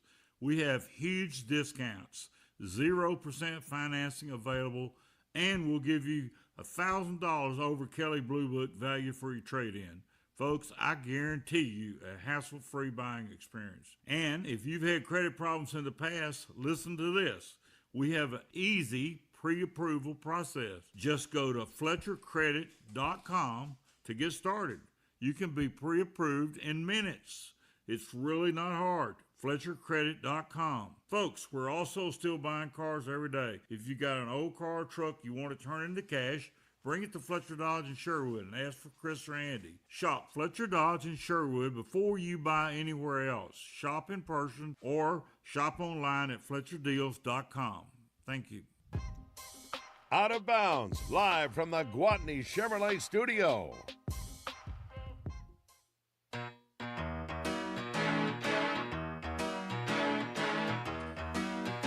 Welcome back. It is Out of Bounds. I'm Wes Moore. He's Joe Franklin. UCA Bears are headed to the NCAA Men's Golf Regional. Their interim head coach, Josh Turnick, joins us now. Hey, Coach, what's going on? Hi, Wes. How are you doing? Man, I'm outstanding. I bet you're doing pretty good. Yeah. It's been a crazy week. Was this a surprise to you, the way the team played at the conference championship and winning the conference tournament to get into the NCAA tournament? I mean, it wasn't a total surprise. I mean, we've been playing well all semester and kind of building each week. Each event, it feels like 2-3 guys have, performed well, and we've just been missing that fourth or fifth guy. And at the ASUN championship, it kind of all came together, and all 5 guys contributed well and had a good week individually. And so, it's no surprise to us really. We went into the week thinking, it was going to be a tough task, but they all believed that they could win it. So, Coach, you mentioned playing well this semester. Go back to before semester, and you actually get the job. And what was going on at that time? Yeah, so the previous coach, he was having some, his family were having health issues back home, and so he made the decision to retire and leave over Christmas. And so I kind of stepped in as the interim coach for the spring semester, as the transition period. And so, it was a weird time for the guys, but, I tried to step in and do my best. And, the guys have, kind of responded well to what happened. And so, I'm pleased to see how they've played this semester. And, it's made my job a lot easier, too, with how well they've been playing. How difficult was it? Or was it difficult moving in and becoming the interim head coach? It was a little difficult. I mean, I've been the graduate assistant for the past 3 semesters, and so I've been able to see a little bit of what the coaching entails. But, being the head coach, it definitely, there's some things that I have to get used to and get up to speed quickly with. But, I've enjoyed it, and it's been a lot of fun. But, it was definitely difficult in the beginning, moving from, being the graduate assistant to being the head coach. Is that a direction you were eventually going in to become a head coach, or what were plans at the time before it got there? At the time, I've been thinking about it. I think after this semester, I'm going to go away and put my degree to use. I got my MBA from UCA and graduated in December. And so kind of just did this for the semester, and as I said, helped out with the transition period until a new coach is found. But I think I'm going to go away and use my degree and look for a job down that route. But it's been a great semester with the guys, and great group of guys on the team. So I'm just glad that I could fill in and help them progress and improve. And so I think next semester, once they have the summer off, coming back, they'll all be in a great mindset to come back and continue to play the way they have been. What is that degree, if you don't mind sharing? I got my MBA degree from UCA. What do you plan to do? I also got a graduate certificate in data analytics, so I'm looking for jobs right now involving data analytics, something along those lines. Now, you're from England also, right? I am, yeah. Originally from Manchester, England. I came over. I played for UCA from 2018 to 2022, and then took a year off working, and then started my master's in August of 23. Kind of stuck around. Who's your favorite English golfer? English golfer? My favorite golfer is Rory McIlroy. I know he's not from England, but it was cool to see him win the Masters the other week. So, was that conflicting for you, pulling for him and not Justin Rose? It was a little bit. I would have been happy seeing either of those guys win, but it was cool to see McIlroy get the Grand Slam, and I think deep down everyone was rooting for him. As far as improvement with this team, what kind of improvement have you seen with it, whether it be as a team and maybe certain individual players? Well, as a team, I think we've got a lot better this semester at course management. That's something I've tried to focus on a lot in the practice rounds while we're seeing the courses for the first time. Is just getting a game plan on how we're going to play the course together. College golf, it's top four rounds from each round, and so 12 rounds total. It's a lot of golf, and each small percentage you can pick up on the field it adds up to a lot of shots at the end of the week. So that's one thing that I've tried to help the guys out with, and they seem to have improved upon, and that's helped us score a lot better too. Because the guys they hit it just as well, if not better than some of the good teams out there. And so last semester was kind of frustrating for them, not quite seeing the results they know that they were capable of. And so, like I said, this semester I'm just trying to help them get the most out of each round, and it seems to be working. Now you guys are headed to Reno for the NCAA regionals. What do you think about going to Reno? It'll be fun. I've never been out that way. A lot of the guys haven't either. It's going to be different. We're going to have to try to get used to the elevation. I think, I think it's at like 4,500 feet. So the ball's going to be traveling a lot further. So we'll spend the practice round and that day before just trying to get our yardages dialed in and being comfortable with how much further the ball is going to travel. But the course, looked it up online. It looks really good. They used to host the Barracuda out there, and so we've kind of had a look online, and it seems like a great course. So we're excited. When will you travel there? Will it just be a couple of days before? Yes, we leave on Saturday the 10th. Practice round will be on the 11th, and then we'll get going on the 12th. Is there like a formula, a calculation to know how much further the ball will travel? There is. I'm not 100% sure. I'm going to have to look that up and figure it out. There is some sort of formula, though. Yeah, I figure a smart guy like you, MBA, and you got that down already. Calculate that, coach. Yeah, we'll figure it out, and we'll get used to it. So, it's definitely going to be an adjustment. But yeah, we'll figure it out. So growing up, were you used to playing in certain conditions? Because we see that wind and rain in the Open Championship, that's always a factor. So playing some golf courses growing up, was that something that you were able to get used to? Yeah, I'm definitely used to playing in the wind. And honestly, one of the biggest adjustments for me coming over here was the heat. In England, it doesn't really ever get that hot. So, it was an adjustment. The type of grass as well. We have bent grass over there in England. So, hadn't really ever played on Bermuda grass. And, that's been an adjustment for some of the freshmen this year. I mean, the 6 guys we took to conference and we'll be taking to regionals. We got 3 transfer juniors. And then 3 freshmen, all from Europe. So, it's been an adjustment for them, trying to get used to the different grass. But, I think that's as well another reason why maybe they were still getting used to that in the fall semester, but they're a lot more comfortable with that now in the spring, and, they're starting to play their best. You'll have your work cut out for you to get to the NCAA, to the championships, and move out of the regional. Top 5 will go on.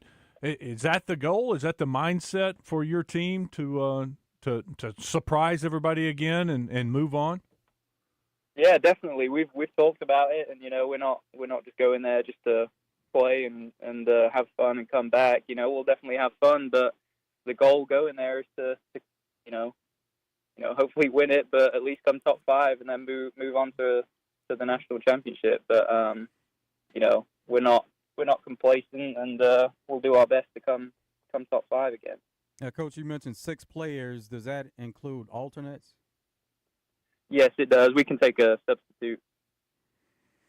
How long have you been in Conway now? How many years? Since 2018, so 7 years almost. How much of your accent have you lost in those 7 years? Because I noticed the accent isn't as thick, and there's a little southern twang in a couple of words. I know. So when I was in college playing, I used to go home every summer and every Christmas, but now it's gotten to the point where I'm going home maybe once a year, and so when I do go home, I get my English accent back, but I've not been home. I think the last time I went back over there was last summer, so I've been over here a year now without being back home, so I'll get a little bit of an American accent, and then when I go back home, I'll get a bit of an English accent again, So work-wise, you spoke a little about your future. Are you looking at returning home, or are you staying statewide? I'm looking at staying over here. I actually just moved from Conway to Little Rock, so I'm looking at jobs in Little Rock or Conway area right now. And obviously, you're a pretty good golfer, and these companies like to have good golfers on their payroll, so that when they enter these charity tournaments, they do really well. I could see you'd be attractive. Right, yeah. What about your team? Tell us about some of your players, some of the guys that you're leaning on to have a good regional. Yeah, definitely. I think Kalle Tiedemann, he's from Sweden. He transferred from a JUCO, but he's kind of been our anchor man the whole year. Overall, he's in the fall semester too. He played some great golf, and he's continued that this semester.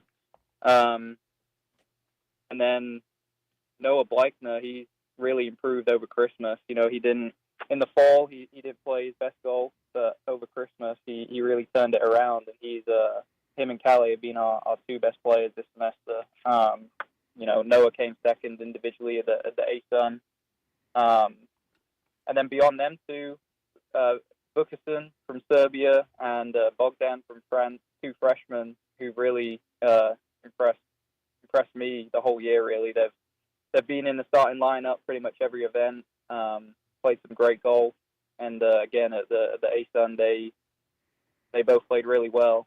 I think Vukasin shot 2 rounds of 69 to start off, and he didn't play great the last round, but Bogdan's score counted all 3 rounds.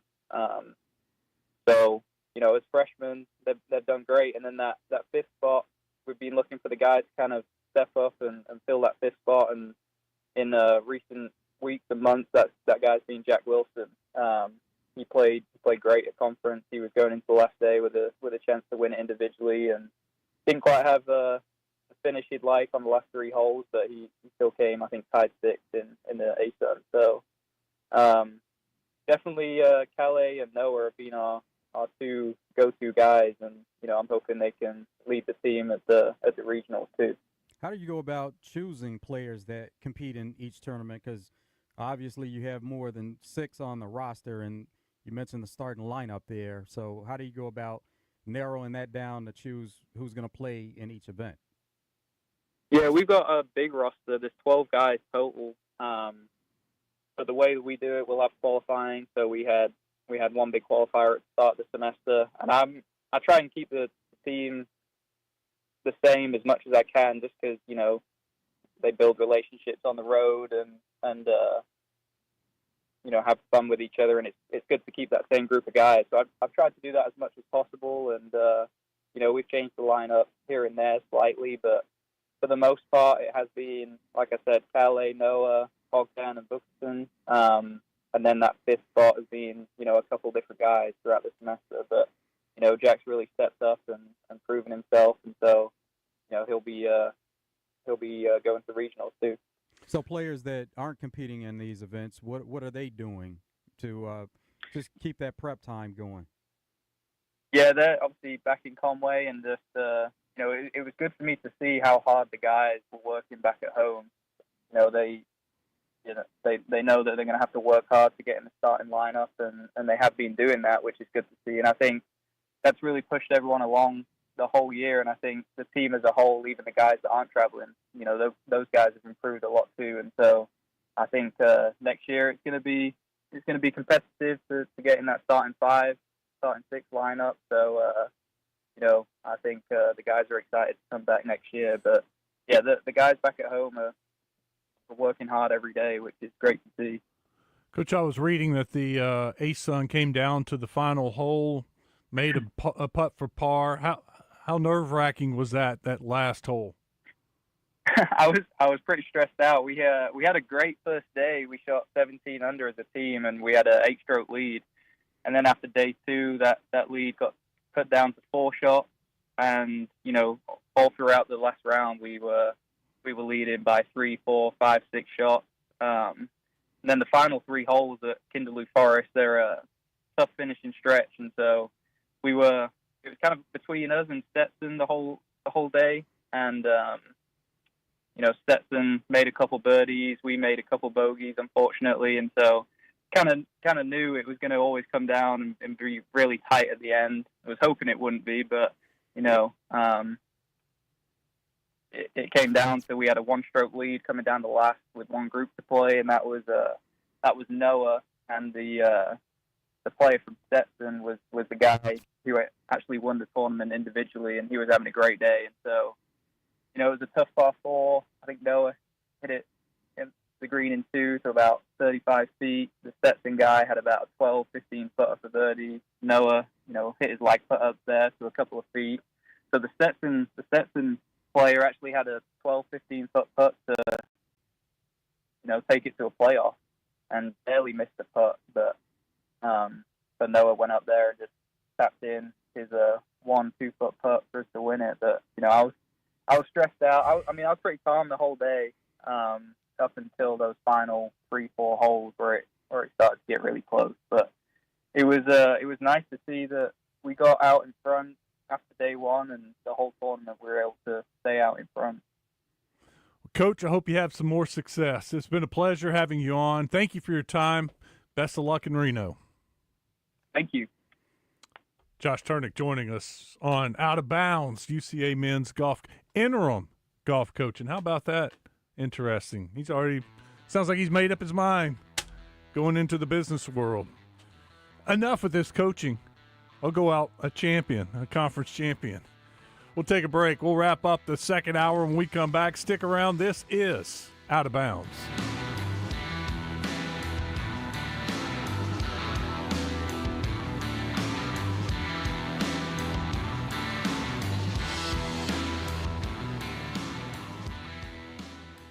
Make this Mother's Day, Sunday, May 11th, one to remember with something beautiful from Tipton & Hurst. From floral arrangements to gift baskets to blooming plants and so much more. As Arkansas's premier florist for over a century, you can count on Tipton & Hurst to help show your mother how truly special she is. Shop Little Rock, North Little Rock, Conway, or Pine Bluff. Ready to deliver around the corner or around the world. Call 501-666-3333 or visit TiptonHurst.com today. Tipton & Hurst, guaranteed satisfaction since 1886. This is Justin Acree with some exciting news. UAMS Ortho Now is now open at the Orthopedic and Spine Hospital at UAMS Health. If you have an orthopedic injury, sports, work, or anything else, walk in and get the best in orthopedic care. No appointment needed. Ortho Now is open Monday through Friday, 8 a.m. to 8 p.m., and Saturday, 8 a.m. to noon. Conveniently located at the Orthopedic and Spine Hospital at UAMS Health. For more information, call 501-686-TOSH. That's 501-686-8674. Catch us if you can at Southland Casino Hotel and win your share of up to $1.8 million in free play and prizes. Join us for drawings every Saturday in May, June, and July. Each month, over 900 winners will take home free play or drive off in a new car or motorcycle. Be there for all 6 grand finale drawings and try to catch us if you can. Only at Southland Casino Hotel. Must be 21 plus. Play responsibly. For help quitting, call 800-522-4700. Seasonal car care tips are presented by O'Reilly Auto Parts. Spring is here, and it's time to give your car some love. Don't let the winter take its toll on your ride. Here are some quick car care tips to get you back on the road. First, check your tire pressure. Properly inflated tires improve fuel efficiency and keep you safe. Next, replace those wiper blades. Spring showers are coming, and you want a clear view ahead. And don't forget to check your fluids. Oil, coolant, and windshield washer fluid. Give your car a spring checkup with O'Reilly Auto Parts and drive safe this season. How did Babbel become the award-winning language learning app? We thought of you. All of you. Take Sierra. As a visual learner, she uses Babbel's wordplay videos. Today I'll share a quick lesson on shopping in French. Merci beaucoup. Malcolm is a listening learner. So he checks with Babbel's speech recognition to be Precio. However you learn, Babbel makes it easy. Save up to 50% on your Babbel subscription at Babbel.com. That's BABBEL.com. It's Justin Acree for CertaPro Painters, and CertaPro knows how important your home is to you. That's why they're focused on helping you bring fresh color to your home. You can trust CertaPro Painters to get the job done right, even in those hard-to-reach places. Free estimates, reliable communication, professional painting, all at the right price. And each CertaPro Painters business is independently owned and operated. Schedule your free estimate online at CertaPro.com. That's Certa with a C. They're always easy, and they get you a quote right away. When choosing a painting professional, the choice is simple. Choose happy. Choose CertaPro Painters.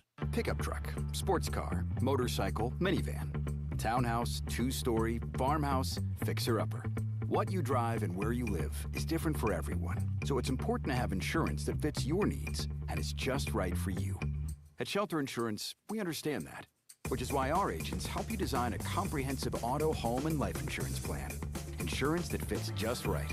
See Shelter Agent Matt Steele in Bryant, Todd Matthews in Benton, or Justin Stewart in Malvern today. Awesome Thursday edition of Morning Mayhem is in the books. Want to thank the folks out at FL Davis in Greer's Ferry for hosting Roger and Baz. Also want to thank Joe Klein and Melinda Mayo for popping on the show. The guys are back on Friday. It's the final show of racing season live from Oaklawn. Bree Ellis will stop by and join the show, as will Heather Baker and Danny West. It's all coming up Friday, 6 a.m. to 10 a.m. right here on 103.7 The Buzz. Out of Bounds on 103.7 The Buzz. Live from the Gwatney Chevrolet studio. Gwatney Chevrolet. Driving, trust every mile.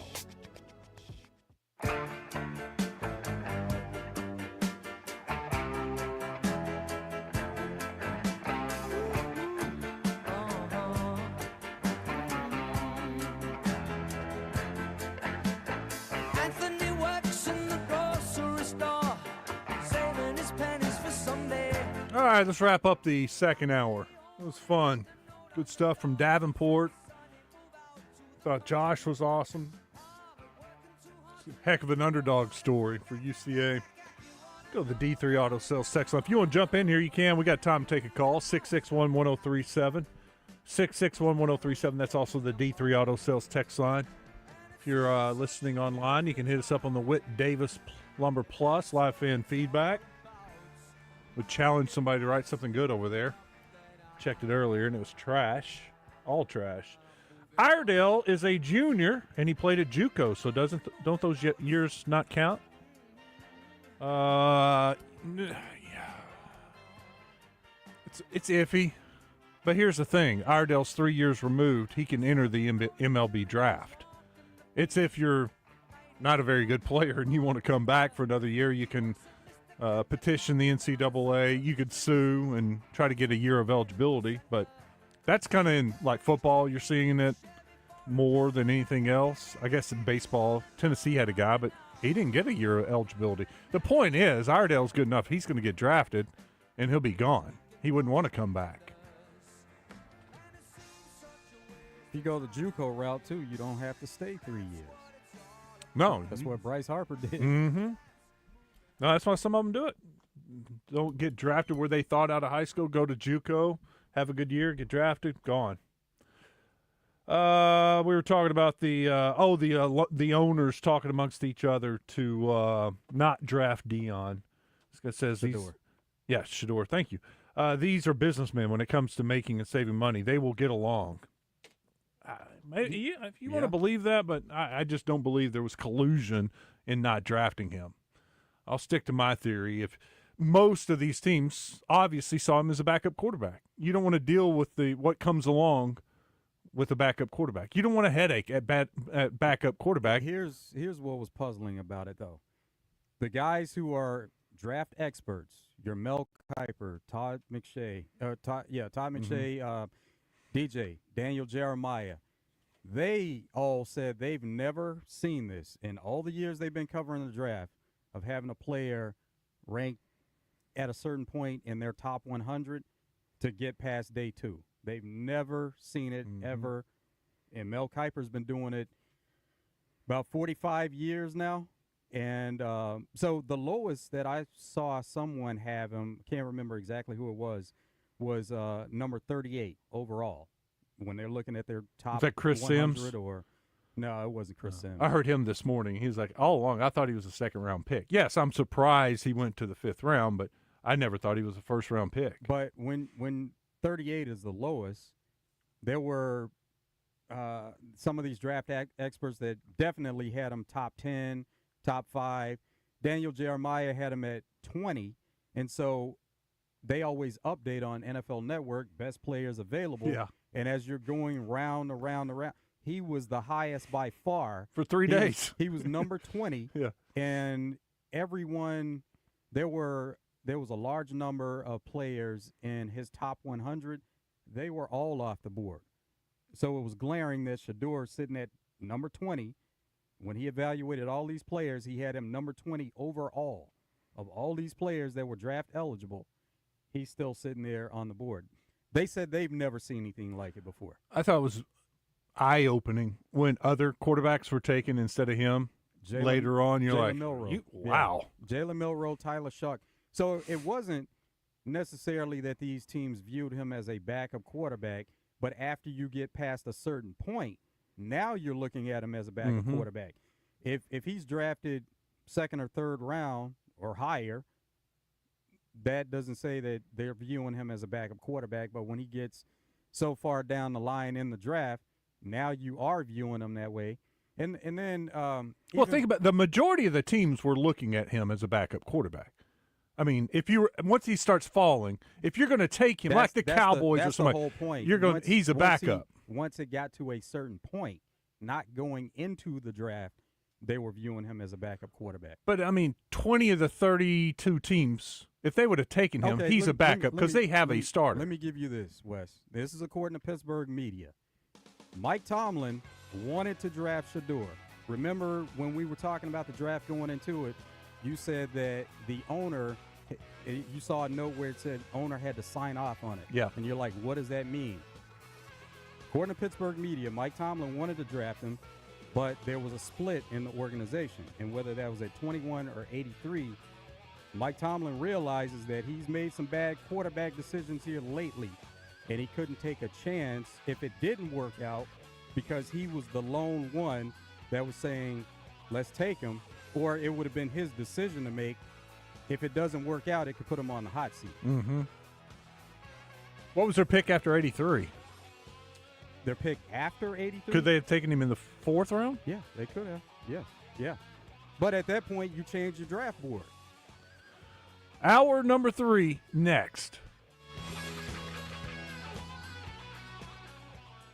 Hawks Homes are great for duck clubs, hunting clubs, classrooms, and if you need affordable housing, we have 5 bedrooms for under $110,000. All prices include delivery anywhere in the state, setup, underpinning, central heat, and air conditioning. If you have any land problems, no problem. They'll help you find some and help you get the utilities and prep and set up all in the loan. Located in Conway and Bryant, check out the inventory online at hawkshomes.net.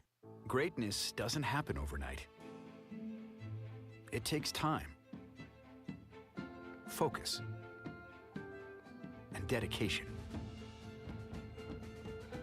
At Shelter Insurance, we understand that because we put in the hard work and dedication for decades. And that commitment is paid off with award-winning customer service for your auto, home, and life insurance. See Shelter Agent Paul Killingsworth in Cabot, Jonathan Stone in Lone Oak, or Stephen Reeser in Jacksonville today. Join the Zone today at H2O Sports and Marine and Archer's Advantage for their big open house. They're celebrating with great giveaways and open house pricing you won't find anywhere. The Zone on location at H2O Sports and Marine and Archer's Advantage. 1037 The Buzz. You know how I am. You guys know how I am. I don't forget anything. Crushing all the competition. So you can take that to the bank.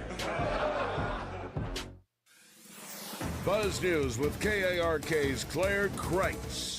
As students and their parents get ready for summer break, school districts across the state are preparing to implement new state laws. At the start of next year, phones will have to be stored out of students' hands during school hours. Free breakfast and accelerated learning courses will also be a requirement at every school. Some laws don't go into effect until several school years later, like the full implementation of school choice vouchers coming next year. Others are implemented immediately, such as a law this spring requiring donated copies of the 10 Commandments to hang in every classroom. Jacksonville police say they arrested a man accused in more than 30 burglaries over a decade. 40-year-old Curtis Barton faces burglary, theft, and property damage charges in northern Missouri and southern Iowa. State troopers say they found evidence he used in the crimes at his home. He was taken to the Pulaski County Detention Center. This is Claire Kreitz for the Buzz Radio Network.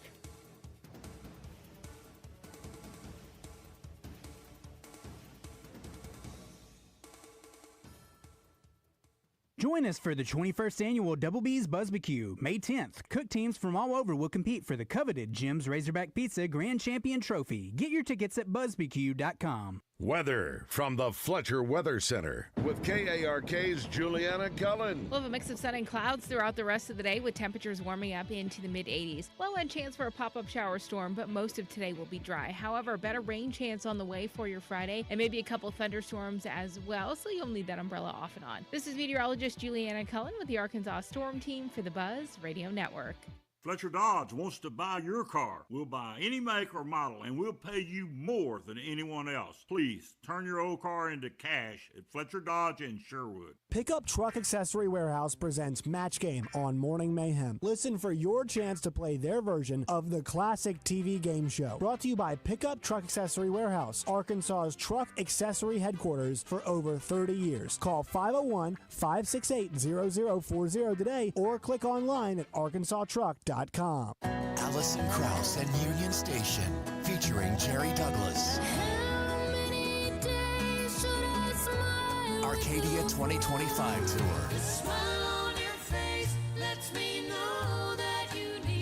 May 12th, First Security Amphitheater. With special guest Willie Watson. Get tickets now at AllisonKrauss.com.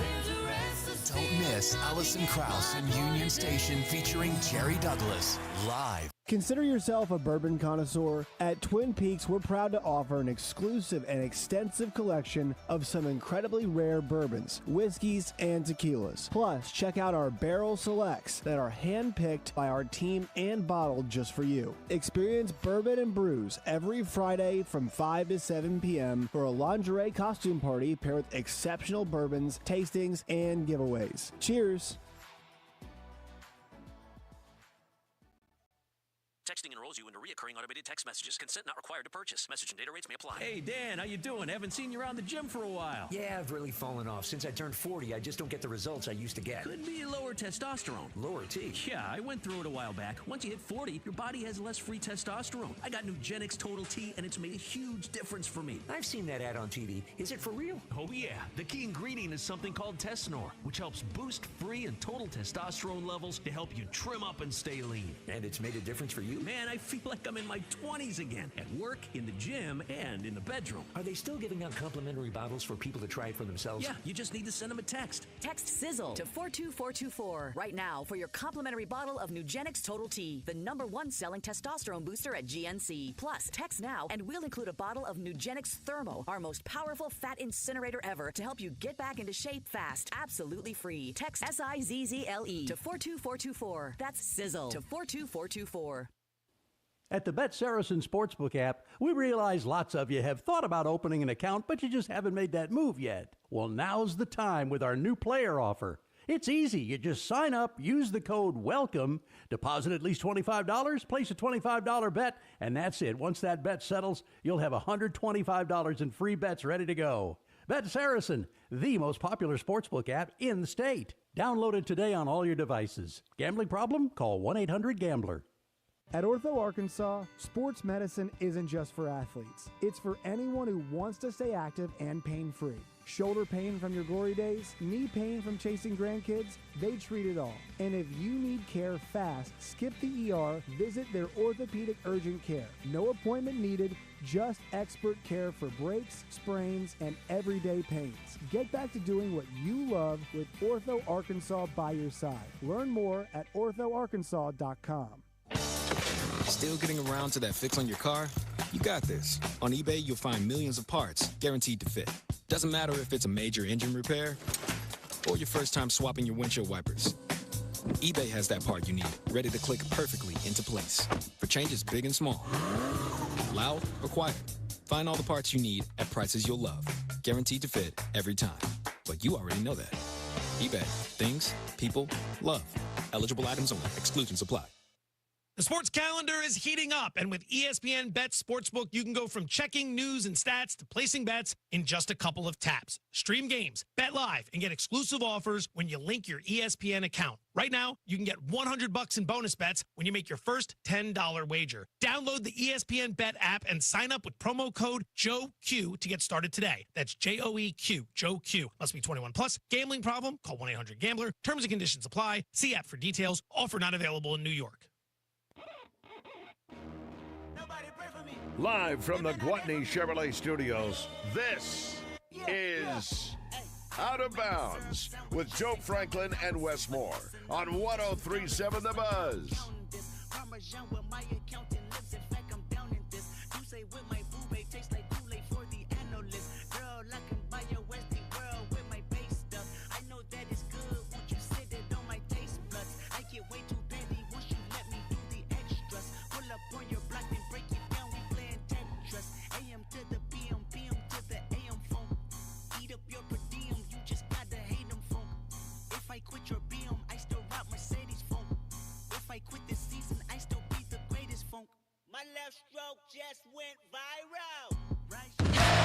What's trending in sports is brought to you by Arkansas's own West Rock Coffee. Join West Rock Coffee, the Razorbacks, and their 1.5 million farmers around the globe. It's fall, so now it's time for your team to stock up on coffee, tea, and water delivered directly to your business. Contact them at westrockcoffee.com or 833-886-JAVA today.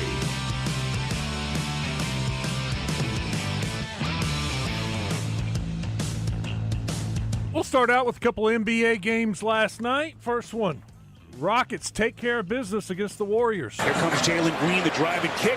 Eason. Men Thompson strips Steph once again. The sledgehammer. Bureau, there are so many different ways to impact this game. Amin Thompson, a freak of an athlete, showing this right there. Picking the pocket of Chef Curry, getting the thunderous slam. And he goes to the free throw line. Fourth pick in the draft back in 2023. Rockets jumped out to a 27-point lead over the Warriors at half, and Warriors tanked it. Said, all right, we're done.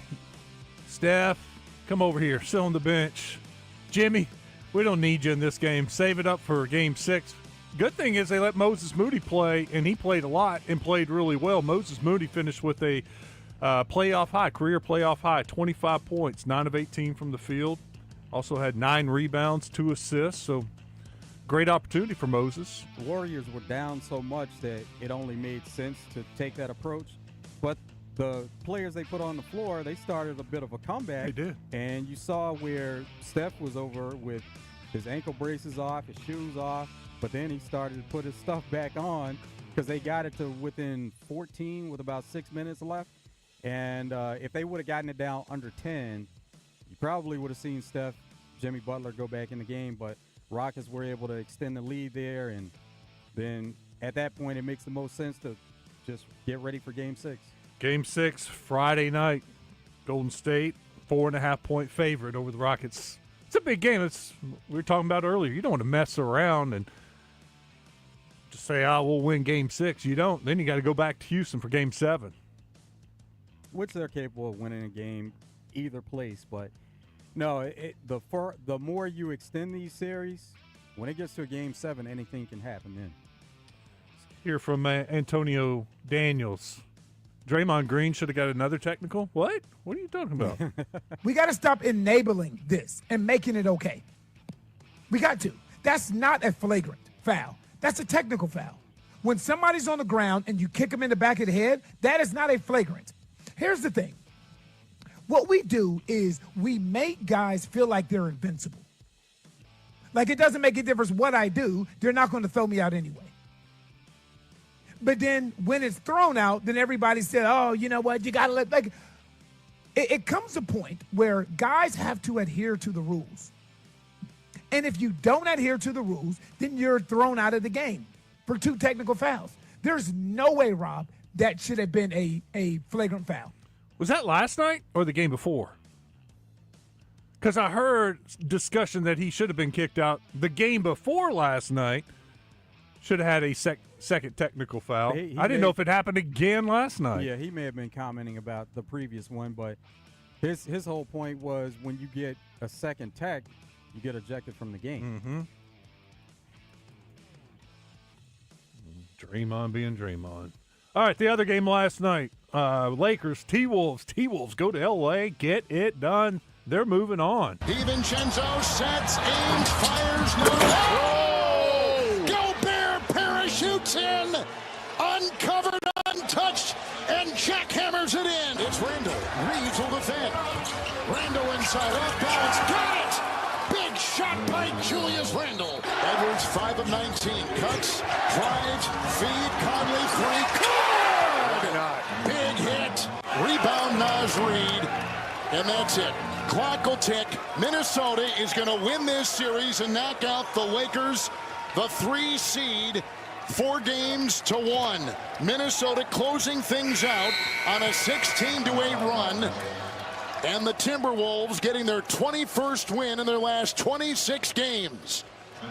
The Minnesota Timberwolves have beaten the Lakers 4-1, and now they await the winner of the Houston and Golden State series. How about Rudy Gobert last night? Ho-hum, 27 points, 24 rebounds. He played amazing. And he was getting open looks, too, where he would run the floor, get behind the defense, and they would just lob it up to him. And that's what he does best. Hey, Minnesota takes care of business. They beat L.A. last night, in L.A. by 7. And Minnesota was 7 of 47 from the three-point line. They missed 40 three-pointers and still won the game on the road. Kept shooting it. 7 of 47. That was 14.9%, 15% from behind the arc, and they still won the game. I was listening to it on the way home, and the guy who does the color on these games on the radio, the old coach. Anyway, he said, I'm going to try to do the math real quick here. Stan Van Gundy? No. He was like, Minnesota's now 23 of 29 from inside the three-point line. He's like, maybe they should quit shooting three-pointers and keep going to the basket because that's working tremendously for them. Yeah, I'll do it. 47, 80, 41, 29 of 41. 29 of 41 inside the three-point line last night. So they only missed 12 shots inside the three-point line. Well, that's where they won the game for sure. They did. They were attacking the basket and getting inside, and Rudy Gobert was a big reason why. It was a rough night for LeBron, for Luka. They combined to go 16 of 39 from the floor. LeBron was 9 of 21. Of course, season's over. You got to ask him, how much longer are you going to keep playing? The fact that you're going to enter into an offseason on a roster that has Luka Doncic, that secured the number 3 seed in the West in a really tough West this year, what type of thoughts does that give you about your end game? And how many more years will we see you play? I don't know. I don't have the answer to that. Something I sit down with my family, my wife, and my support group, and kind of just talk through it and see what happens, and then just have a conversation with myself on how long I want to continue to play. I don't know the answer to that right now, to be honest. So we'll see. LeBron, kind of too along those lines, there's belief, and teams always believe to a degree. This team had like that real, it seemed like that real genuine belief. Did that energize you in ways, challenge you mentally and physically in ways that you could see wanting to do more of this? Having that opportunity? No.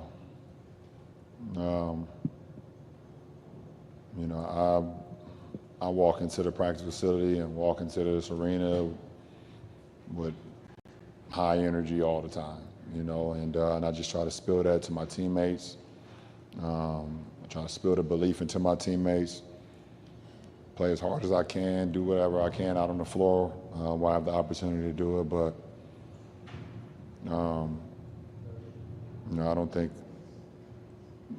I think the only thing is it's up to me if I want to, continue to play, or how long I want to continue to play. It's ultimately up to me, so it has nothing to do about anybody else. Shams Charania, he pointed out the fact that All-Star Game is in L.A. next year, and it will be a record for LeBron if he plays at least one more year, 23 seasons. That would be the most in NBA history. So you would expect that he's going to play at least one more season. He has a player option for $54 million. Now, he could opt out of that and sign a 2-year, which would still be a 1-and-1, or he could just play that out. It's never been throughout LeBron's career where he's playing on the last year of a contract. So most of the time when it gets to this point, he is opting out, but that's how he's always lined up his contracts, where it's a 2-year deal, it's a 1-and-1. One that he's playing, and then the second one is a player option. So if the same amount of money is on the table and he wants to do this opt-out, that's kind of what you would expect. But $54 million, that's a lot of money to be able to opt into also. And then keep in mind, Bronny's already in NBA, and then Bryce will be draft eligible next year for 2026. So that's something that people have pointed to from years ago to say that not only did he want to be there at the same time as Bronny, but both his sons. So that could line it up for 2 more seasons. Hearing that, I like the odds of LeBron being back next year. J.J. Redick, this is his thoughts after his rookie season as a head coach and ending disappointed after a first-round loss. Hey, JJ, obviously emotions are raw right now, but third seed finish obviously didn't end the way you wanted it to. But on a personal level, how would you evaluate your first season as head coach of this team? I'll use my own thoughts to evaluate myself, and I'll use what my players say and what my coaching staff says to evaluate. But, I know I can be better, and I know I will get better. I don't necessarily take any satisfaction from how the year went. That's not to say I'm not proud of what the group was able to do and how we were able to figure things out on the fly and put ourselves in a position to have home court in the first round. But there's always ways to get better, and I can get a lot better. Let's move to the NFL now. Joe Shane. They got Jackson Dart moved up in the first round.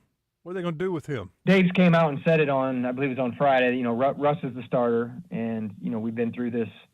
We went through with Josh Allen. We had a little bit different quarterback room at the time, but he was going to sit his rookie year, and then halftime of the opening game, we were getting smoked by Baltimore, so we put him in, and the rest was history. So that plan didn't go as well. But we didn't have a Russell Wilson or Jameis Winston in the room. So again, Jackson's going to come in. He's got to learn the offense. There's a lot to learn. These NFL offenses are hard to grasp and pick up, and then to be able to go out and execute. So, you know, the ability for him to learn and sit behind two consummate pros already will be beneficial for him. And again, still injuries occur. You know, we played 7 quarterbacks over the last two years, so he's going to have to prepare like he's going to have to play. So again, you want him to come in, you know, develop a routine, learn how to be a pro, learn how to study the game. And then, you know, if his number's called and he has to go out and execute, he's going to need to be ready. 7 quarterbacks over the last 2 years is pretty incredible. Do you think it'll be 10 over the last 3 years when this is done? I think Jackson Dart will be able to get it done. Once he gets an opportunity, he'll be able to get in there. And once again, he's a first-round pick, so he's going to have some opportunity here where they're not just going to throw him away. I don't see Jameis Winston hitting the field unless something happens early, like Russell Westbrook gets hurt week 1, you know, and they're like, oh, let's turn to the veteran, give Jackson Dart a little bit more time, and then Dart gets in. But I think they would skip Jameis if Russell's your quarterback, everything goes as we think for the Giants. He win like 3 or 4 or 5 games, and then towards the end of the season, give Dart the chance. Yeah, it depends on at what time something like that happened during a season.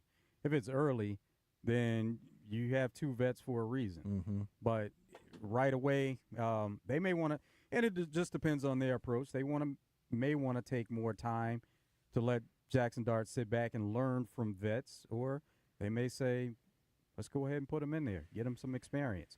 It's happened before where quarterbacks have gotten hurt early in a season, and they had a rookie that they were wanting to sit for a while, but they put the rookie in. He just mentioned with Josh Allen how something like that happened. The NFL handed out some fines after Jeff Ulbricht's son got Shador's phone number and prank called him. That was dumb. Recording it was dumber. Putting it out there was ridiculous. Anyway, Jeff apologized for everything that happened. First of all, I'd like to publicly apologize to Shador and the Sanders family for what occurred. Second of all, I want to publicly apologize to Mr. Blank, Terry Fontenot, Raheem Morris, and the entire Falcons organization. My actions of not protecting confidential data were inexcusable. My son's actions were absolutely inexcusable, and for that we are both deeply sorry. The NFL has taken action, and I fully respect the punishment. We take full responsibility, my son and myself, and we will not be appealing the fine in any way. Going forward, I promise my son and I will work hard to demonstrate we are better than this. Again, I'm deeply sorry for our actions. He had to face the music for his son, though. Like, his son apologized on social media, but the organization is not looking at him. They're looking at Jeff Ulbricht. Well, you can't let that stuff get out. Got to be careful with that kind of information. One other note for you, what's trending. Former Razorback assistant coach Gus Argenal. He was at San Bernardino and had a good year there, Division II, Cal State San Bernardino. He was always good to talk to. Oh, he was awesome. He's been named the head coach at UC Riverside. So moving on up, good luck to him, and I think he'll do great there. I liked him a lot when he was here. Looks like Jake Gyllenhaal. Let's go to Rick. What's up, Rick? Hey, did you win that bet last night? No, I got to eat crow. Well, we couldn't ever figure out. What did you bet? Well, I did take them on the money line. Ah. And I went back and looked at it. But I had to call in today and tell you the truth. Yeah, I dropped that. but I really thought what was most disappointing to me, I really thought LeBron, you know, he might get back to that old way for one game, and that's the reason I bet it. Well, I agreed with you yesterday, Rick. I thought the Lakers were going to win that game. Right. And so I had to call in and say I ate crow. But I did. Now, I did place 20 on the Cardinals because they've always been my favorite team since me and my daddy back in the day. So I did hit a little bit on the card, but I still lost money, and I had to own up, and I lost. And but I'm trying to wait and keep betting. I'm trying to wait until football season, and it's a long time away. Yeah, I've kind of lost it too, Rick. I just don't have that same drive like during football season, and I hadn't done much at all here in the last probably month, really since college basketball and the end of the college basketball season. Just hadn't gotten into it as much. And I like the NBA when the playoffs come around, but hadn't really done anything. No, I hadn't done any good either. I spent most of my money on since they finished, the Lakers finished the third seed, I thought they might, make it another round or two with LeBron and all the guys, Mm-hmm. But it was only up to LeBron to make.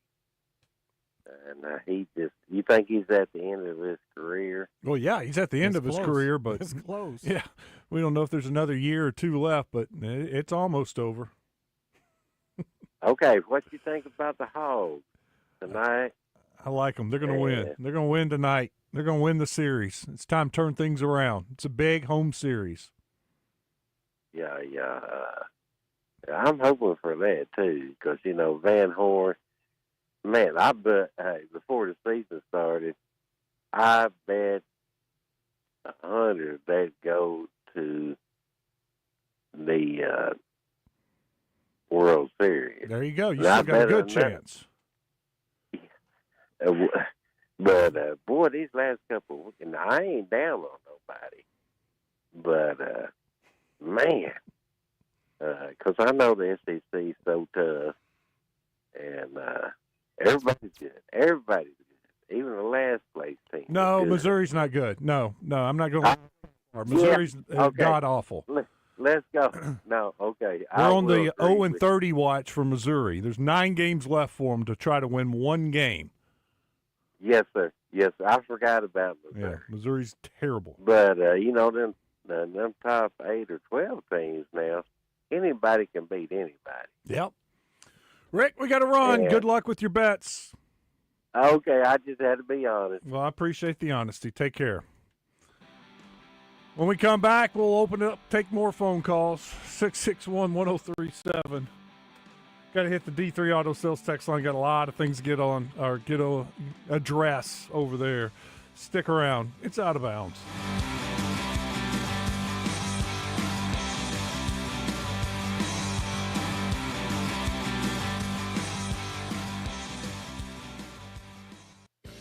Edwards Food Giant presents Razorback Baseball color analyst and Drop Time Sports co-host Rick Schaefer every Tuesday morning on Morning Mayhem. Rick will share his special take on Razorback sports with the guys each week. Edwards Food Giant, the meat people, the only stop you'll ever have to make for your family's groceries.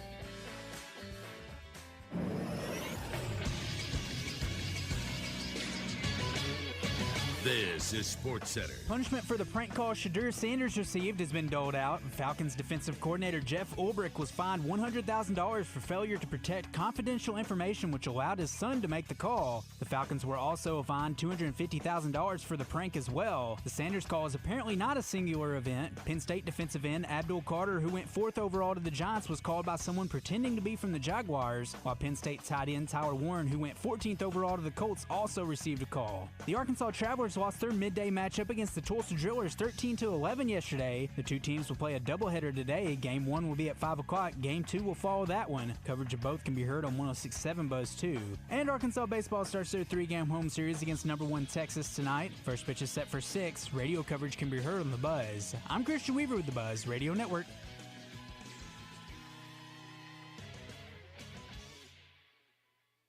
The Bumper to Bumper Certified Service Centers Car Show, Saturday, May 3rd at the Conway Expo Hall. Bring the family. It's free to get in. You'll see plenty of show cars and chances to win cash money throughout the day. Car check-in at 7 a.m. and doors open to the public at 10. It's a tough time. Injured, and it was not your fault. Hurts in the pocketbook, too. Who do you turn to? Don't call a lawyer and find they're out of state or talk with someone at a call center. Call us at the Brad Hendricks Law Firm and talk to a real Arkansas lawyer directly. And remember, the only place that success comes before work is in the dictionary. We'll work hard for you. Have for over 30 years. The Brad Hendricks Law Firm. Tradition, reputation, results. From the Whataburger inbox to your speaker, Kayla writes, I'm dead because of no mushroom Swiss. We checked it out, and Kayla, though a bit dramatic, is totally fine.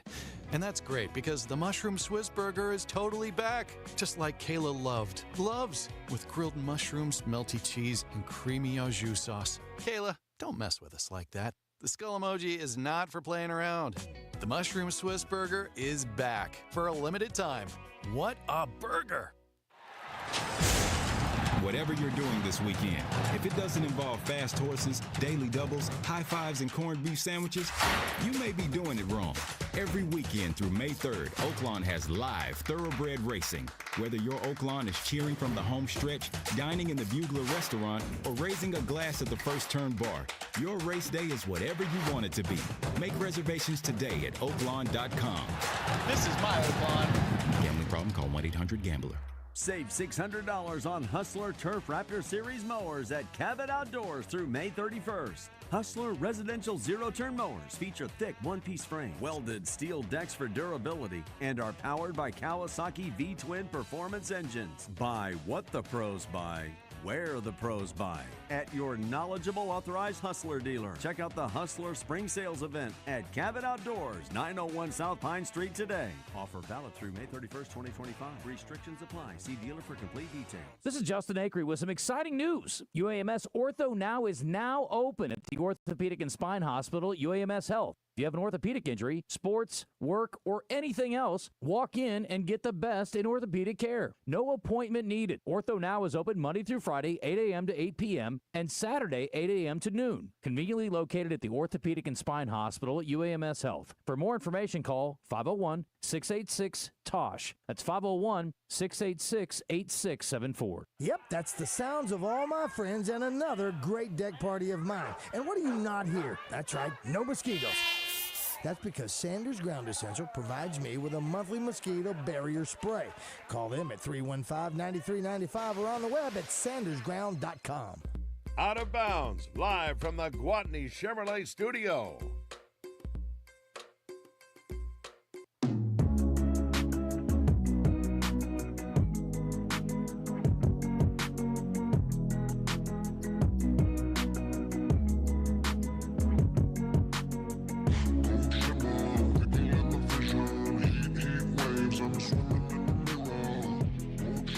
Got about 30 minutes to go. Glad you're with us. Let's go to the D3 Auto Sales text line. And you can call if you want to. We got an open line, 661-1037. JW says, who said it's okay to give these kids NIL deals but didn't put a cap on it? What kind of business model is that? They sound incompetent. Well, they were incompetent when they opened up the can of worms and didn't have any rules, and they're still trying to figure things out, but I don't think you can cap somebody's earnings.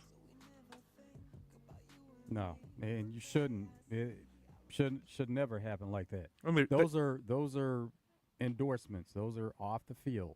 And they didn't have a cap when they were paying players under the table either. You just paid them what they were worth, right, or what you thought they were worth, or what it would take to get them there. That's all that's going on now. It's just legal. It's people can see it. It's out in the open. They know what's going on. They don't necessarily know the details how much each player is getting, but they know about it. Whereas before, they knew about it, but they didn't know about it. I don't see a way out of it unless the conferences came together, the Power Four, and said, hey, here's what we're going to do with the other NIL groups that come along. And once the Congress comes up and they have their agreement and the schools start paying them whatever amount, well, you're still going to have other groups that are going to pay NIL deals. Well, that if you part can of it somehow from the school will be capped. Correct. I'm talking about your will be capped. donors. Right, but your donors. Yeah, none. That's separate. People need to learn how to separate the two. And there's always a way around it. I mean, you're not going to tell one of your alum that has a car dealership or owns a big company and he wants to sign this player to an NIL deal. You're not be able to cap him, right? And tell him the worth of this player and the worth of his contract and what he's bringing to his business. I don't see any way around it. 501. How can you text a specific show? I would like to contact Rick Schaefer about a story he told on the show about 3 days ago. Text during the show. That's how you do it. I mean, I don't ever read texts that are going to Drive Time Sports the day before. I just read the texts that come in between 1 and 4. So I'm sure that's what Randy and Rick does. So if you want to get a message to Rick, I would say text again because he probably will not read this. He'll start looking at the text that came in around 4 o'clock. So I would text, copy this message, paste it, and text it again in about 45 minutes. The wide receiver prospect that Arkansas just signed will probably make it to campus, stay a year, get recruited after a bowl game like Mike Woods and the kid last year, and we'll never see him again. Yeah, that's the way to be positive. Did you guys see where the lady picked up Cam Smith's ball during play? They put a tee down to mark the spot that she picked it up. When they asked her to put the ball back down where she got it, she put it on the tee, and the crowd and players erupted into laughter. I did not see that. Oh, that's hilarious. So she just saw this ball in the rough and went over there and picked it up? Or not in the rough, but I guess he had hit it into where the fans are, and she's walking around, picked it up, and, oh, hey, I found a ball. That's funny. I'm going to take it home to my son. They're like, ma'am, that's Cam Smith. He's walking up to it. Need to put it back. I didn't see. That's cool. 903 says, I'm shocked the Browns took Shador. They selected 2 quarterbacks in the first 5 rounds. There's nothing the Browns do shock me. There were people that were speculating, though, that in that case, the owner may have stepped in to say, go get him, after they stayed away from him. And it looked like in drafting a quarterback, that was one of the teams that came off the board. Okay, we know he's not going there. Eagles were about to draft him, and that was the talk all day. And Browns jumped right in front of them, traded up to get him because they knew that he was about to get picked. Well, if you take the philosophy that you do believe he's a good quarterback, that you now have another piece of capital that you could use later on. If now that you have 4 quarterbacks, somebody comes up and he has a need, you can trade one of those quarterbacks. Quarterbacks get hurt. Teams are looking for quarterbacks, backup quarterback, maybe a starter, who knows. And now the Browns have 4 quarterbacks and can use that and pick up a draft pick later on. Somebody's going to have to get eliminated, though, during this process. Whether it is trading, releasing, however it happens, somebody has to get eliminated. This from the 620. Only reason scouts had Shador Sanders in the top 100 is because he's Prime's son. I don't agree with that. No. He was a good player, is a good player. We look at All-Americans. He was second-team All-American. So if you look at the quarterbacks that were taken here, he's second-team All-American. That says that he's better than the majority of the quarterbacks. Was Cam Ward first team? I believe so. He had to be, but Shador was second team All-American. So that doesn't say that that's a player who can't play or they don't think can play on the next level. This one from the 501. still on the owner and agent thing. Look how they talked about Lamar Jackson when he didn't have an agent a few years ago. Even though he still got his money, they still tried to make him look bad. They did, yeah. He came out ahead, but the reason is he was already established as one of the best quarterbacks in the NFL. And another case of a parent representing him. His mom represents him. Kit from Little Rock. Wes, I do think there was collusion, very similar to Kaepernick and Cam Newton situations. I think what Mel Kiper was saying, but not saying, was that the NFL was proving a point to Deion through his son. Also, Mickey Spagnola said to you that Dallas didn't want to draft Shador and Deion too. No, and that's kind of my point about he's your backup quarterback. For Dallas, for a lot of teams, you don't want distractions with a backup quarterback, a guy that you hope will never hit the field unless something bad happens. They felt like it wasn't worth the trouble. That's why. And I think there were some teams like that. We've seen over the past few seasons also, though, backup quarterbacks are valuable because of injuries happening. We've seen it that teams are putting more value on these backup quarterbacks simply because if their quarterback is out of the lineup for a couple of games, few games, whatever it may be, they want the team to still be able to win games during that time off. Or if this is a guy you have to turn to ultimately because of a season-ending injury, if you feel good about the team that's in place, now you can rally around this backup quarterback. Mm-hmm. Yeah, we've seen it in years past. Team able to survive an injury to the starting quarterback for a couple of weeks. Most of the time when you lose him for the year, you're done, unless you have a really good backup. Eagles won a Super Bowl Those with backup. are kind of far and few between. But most of the time, you're backup for a reason. That was something that happened late season, but they won Super Bowl with a backup quarterback. 870 says, no one knows this, but Shador is LeBron's son. I have not heard that theory. Huh. It actually worked against him in this sense, where there's criticism about LeBron and Bronny and him getting Bronny to where he is. This situation it worked against. Drew in Little Rock says, tell Rick to play the ponies. I think Rick would enjoy the ponies. Got some good stuff going on today with Churchill running right now. Got Oakline up and running. Then tomorrow with the Oaks, the Derby. If you can hit the Derby, hit a trifecta or a superfecta in the Derby, you win a ton of money. But it is so hard to do. Heck, it's hard to pick a winner, much less who's going to finish second and third. Takes a little luck, but it can pay off well. Joe, did anyone comment? Where'd it go? Joe, did anyone comment on the two UCA players, Powell and Wilson, signed as undrafted free agents? Yeah, we talked about it. Powell went to the Eagles. We heard a really cool story from Chris Turnage yesterday that the Eagles, he's got a chance to not only make the team as an undrafted free agent, but be their third down back. They already have a role for him. If he can go in and do as they hope, he's got an opportunity at Philadelphia. Philadelphia? Yeah. Yep. Good situation for him. I hate to hear that, Philadelphia. Wish he'd gone somewhere else, but yeah. Good luck to Sean. What do you call him? Sean D?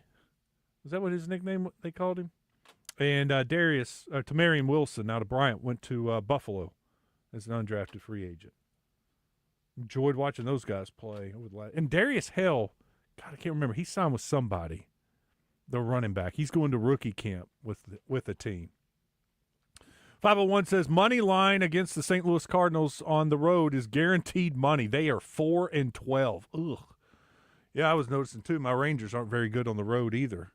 You're starting to get enough data to where you can tell if a team's struggling on the road and playing well at home. Shador Sanders equals Lonzo Ball. Lonzo Ball has gotten several contracts. Yeah, he's last in the NBA. Well, I think Shador is going to make it. I think he'll be fine. He just came back to play recently, as far as Zoe. Just came back to play. He was out for about 2 calendar years and just got back on the court. But he's had several contracts. So if that's where Shador, if that's the projection for him, he'll take that. Yeah, sign a couple more NFL contracts. He'll take that. All right, we'll take a break. We'll come back, finish it up, get ready for Drive Time Sports. We can take a call, 661-1037, open segment. Stick around, it's Out of Bounds.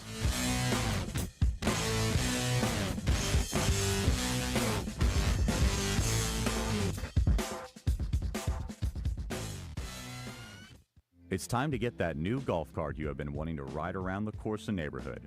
Arkansas Golf and Power Sports has the Freedom RXV. Do you have a bigger family and the kids want to tag along? Try the all-new Liberty with the first-of-its-kind 4 forward-facing seats. If you have a really big family and need more seats, the all-new Express L6 Elite is for you. All can be found at Arkansas Golf and Power Sports, where each Easy Go is made in America. Buy American-made at Arkansas Golf and Power Sports. Easy Go. It's good to go. Make this Mother's Day, Sunday, May 11th, one to remember with something beautiful from Tipton and Hurst. From floral arrangements to gift baskets to blooming plants and so much more. As Arkansas's premier florist for over a century, you can count on Tipton and Hurst to help show your mother how truly special she is. Shop Little Rock, North Little Rock, Conway, or Pine Bluff. Ready to deliver around the corner or around the world. Call 501-666-3333 or visit TiptonHurst.com today. Tipton and Hurst, guaranteed satisfaction since 1886. Shinedown. Dance Kid Dance Tour. Live in North Little Rock. Simmons Bank Arena, May 4th. With special guests, Beartooth and Morgan Wade. Get tickets now at Ticketmaster.com. Shinedown. Live in concert. For more, visit Shinedown.com. KATV Channel 7, Arkansas's most trusted news brand. Available now on YouTube. Local and national news, 7 on Your Side investigations, extended interviews with local leaders, exclusive podcasts, and live coverage of severe weather. It's Arkansas's most watched news source on the world's biggest digital platform. Subscribe to the KATV Channel 7 YouTube channel today and never miss a story. Hi folks, it's Chris Zender here at Frank Fletcher Dodge Chrysler Jeep Ram in Sherwood. When you're in the market for a new Dodge Chrysler Jeep or Ram, we hope you give us a chance to earn your business. Here's some things to consider. Fletcher Dodge has been family-owned dealer here in Sherwood for over 25 years. We know how to take care of our customers to keep them coming back. Every Dodge Chrysler Jeep Ram dealer pays the same price for their vehicles. It's the dealer that makes the difference. We'll give you the best deal up front. No haggling, no arguing. We make it easy to buy a new vehicle, and we'll pay you more for your trade-in. Compare our deal to anybody's, and you'll buy from us. Come see us today for the deal of a lifetime on new Dodge Chrysler Jeep or Ram. At Frank Fletcher Dodge, you'll always get the best price, the lowest finance rate, and more for your trade. And we promise you a hassle-free buying experience. We want to be your dealer for life. Shop Fletcher Dodge in Sherwood before you buy anywhere else. Just tell us what you're looking for and we'll make you a deal. Come see us in person at Fletcher Dodge on Warden Road in Sherwood or shop online at FletcherDeals.com. Rainy days are great, unless your gutters can't keep up. Don't let clogged, leaky, or missing gutters cause damage to your home. Talk to the folks at Whit Davis Lumber Plus. Not only do they sell gutters, they install them as well. Seamless, custom-fit gutters that are built to last and keep the water where it belongs, away from your home.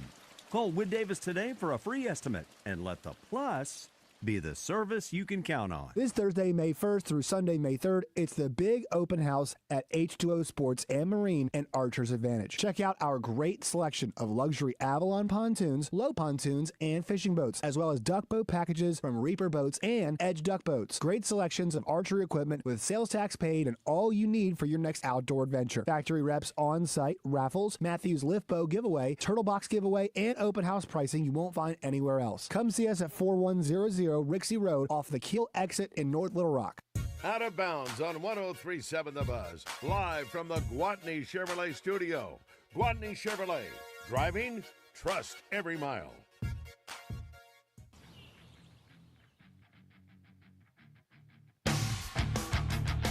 There's a place off Ocean Avenue where I used to sit and talk with you. We were both 16 and it felt so right. Sleeping all day, staying up all night. Staying up all night. Out of Bounds is headed to Cabot and Greystone Monday. We're going to be at the Ryan Miller Golf Tournament with our friends at Gwatney Chevrolet. It's going to be a big day. Great weather. Man, it looks like it's going to be a high of 75. Humidity is going to be low with the cool front coming through. I think that's coming through tomorrow. Beautiful day. Still have a couple of teams, couple spots available. Call out to Gwatney Chevrolet if you'd like to sign up. Get a 4-man team in the Scramble Monday. And at Gwatney Chevrolet, they're busy. It's a new month. May is here. They had all kinds of great deals. And yesterday, they were selling cars left and right. That means they've got a lot of new inventory for previously owned vehicles. If you're in the market for that, James was telling us yesterday about some of the great deals that they have on pre-owned vehicles at Gwatney Chevrolet. Head to the James Street exit in Jacksonville and go see our friends at Gwatney Chevrolet. And don't forget about the website. You can always go to GwatneyChevrolet.com and see all the inventory. You can see all the deals that they have going on. And then head to that James Street exit in Jacksonville. And remember, they're still paying top dollar for your trade-in. They're going to make the deal right for you. Get out of that bad note. Get out of that bad car you don't like driving. Sell it to Gwatney Chevrolet. You'll be surprised with the deal they'll give you. Gwatney Chevrolet, GwatneyChevrolet.com. Wes Moore, Joe Franklin with you as we get ready to wrap this up, hand it off to Out of Bounds. We're going to hand it off to ourselves? I hand it off to Drive Time Sports. That's what happens when you do. I was looking at the computer screen to kill the music, and I was also looking at my phone at Bet Saracen. And, Joe, Bet Saracen already has up the odds for the Offensive Rookie of the Year. Oh, yeah. Yeah, they're on top of it. The odds, well, it's a tie. Cam Ward and Ashton Genty are the favorites at plus 200. Travis Hunter plus 750. Yeah, and it's usually an award that goes to a quarterback, but we've seen receivers win that. Cam Ward, Tennessee, are they going to take a big jump? I mean, if they're bad and struggling, would he win the Offensive Player of the Year? I mean, I could think with Genty, with the Raiders, he's going to get a lot of opportunities. They got some weapons on offense, so they just can't focus on him. He wouldn't be a bad bet. But Travis Hunter, what he's going to be doing back and forth, you think offensively and defensively, plus 750. What if he won both offensive and defensive? Ooh. It would only be. Oh, hold on. It would only be fitting. That's true. Offensive, I mean, you can't take into account what he's doing defensively, but you can offensively. Let me go. I'll look at Tyler Shock is at plus 1,200. Shuck McMillan plus 1,400. Amarian Hampton plus 1,600. Judkins, Ole Miss, Ohio State plus 1,750. Travion Henderson's plus 2,000. Shador plus 2,000. Jackson Dart plus 2,500. All right, let me go to Defensive Rookie of the Year. Oh, Abdul Carter is your odds-on favorite at plus 230. Travis Hunter's plus 750. You can double up there. Double up. The 49ers defensive end, Michael Williams, is plus 900.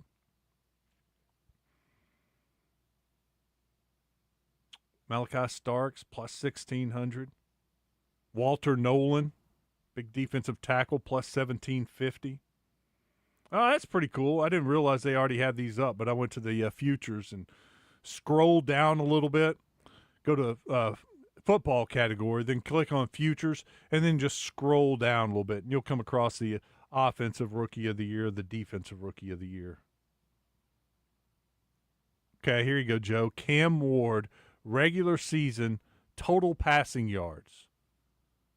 Total passing yards, it has to be right there at that 4,000 mark, maybe?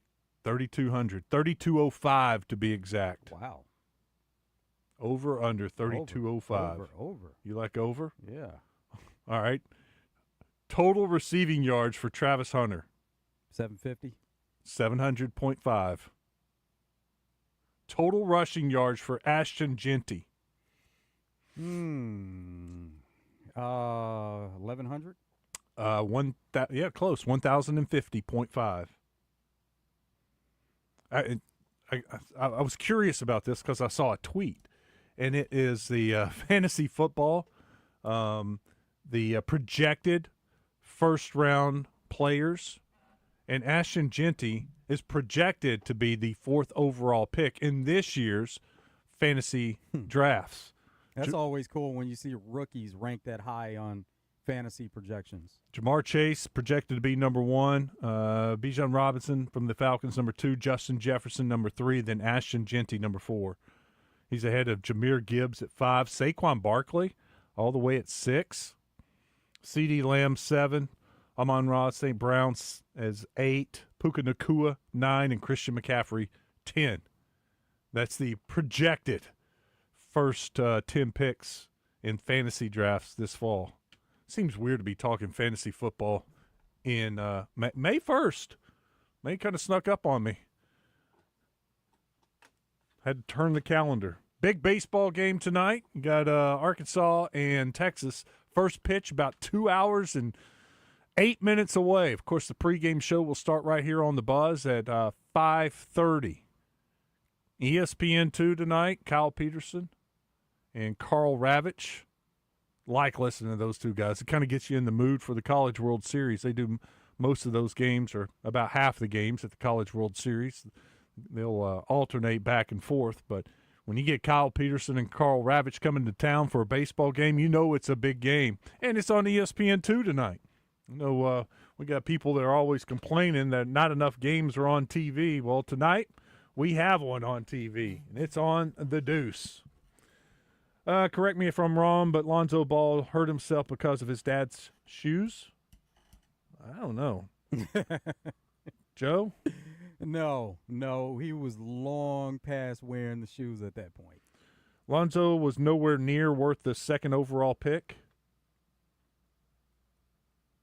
We know that picks, they're a risk.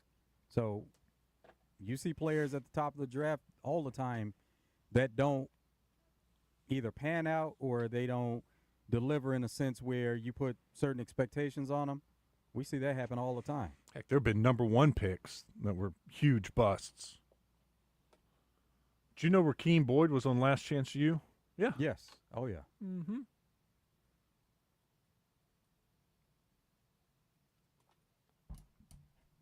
Was Ball, what is his role right now, Lonzo? He's Chicago Bulls. He was injured later in the season, but he played earlier in the season, and they always seem to not play as well once he's out of the lineup. No matter what team it is, they don't play as well. But I mean, he was a solid starter for them. Yeah, earlier in the season, but he got hurt later. But he came back and played. Or no, he was out for a while. Let's see how many games he played overall this season. I gotta be honest. I don't think I watched one Chicago Bulls game this year. They had a big comeback win against Lakers here recently. It was towards the end of the season. Who do you have tonight? I know you're looking that up. You think the two teams hosting the Game 6s win and force a Game 7? Got Detroit at home against the Knicks, Clippers at home against the Nuggets. Think they go 2 for 2? We have 2 Game 7s coming up. I would say Clippers get it done. I agree. Knicks, Pistons, that's a toss-up. Well, that's the way it looks on the odds. Detroit's a small favorite at home, 1.5 points. Clippers, 6.5 point favorite. I'm with you. I like the Clippers tonight. I think they force a Game 7. That'll be fun. That game would be Saturday. Same with the Knicks and Pistons. They'll have it tomorrow off, and they'll play the Game 7 on Saturday. Tomorrow you only have one game, and that's the Rockets and Warriors. Warriors up 3-2. They can close it out at home. Don't want to lose Game 6 at home and have to go on Game 7 on the road and play in Houston again. Although they won Game 1 in Houston, so they've already proven they can win a game in Houston. But you know the Rockets the Warriors want to close that out tomorrow night. Zoe played in 35 games this year. Almost half the year. Yeah. All right, big day tomorrow.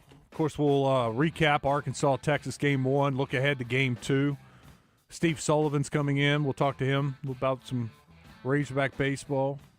Got the Kentucky Derby and Kentucky Oaks to talk about. Mark the Magician calls in from Churchill. Get his breakdown on the race. Neil Atkinson will call in. We'll talk to him about that Mother's Day promotion. That's pretty cool. That's smart. I'd like to win a $400 gift card to Red Oak Steakhouse. Went down there one time. It was phenomenal. Unbelievable. It was great. Great Steaks. And then Brian Edwards, try to get some NBA picks from him. That's going to do it for today. Joe, I hope you have a great night. You too. Enjoy it. Yeah, I'm going to watch some baseball. I'm ready. Enjoy the game. We will talk about it tomorrow. Stick around, though. Drive Time Sports is next. What drives you? Family moments, new adventures, or just the love of the open road? Whatever it is, Gwatney Chevrolet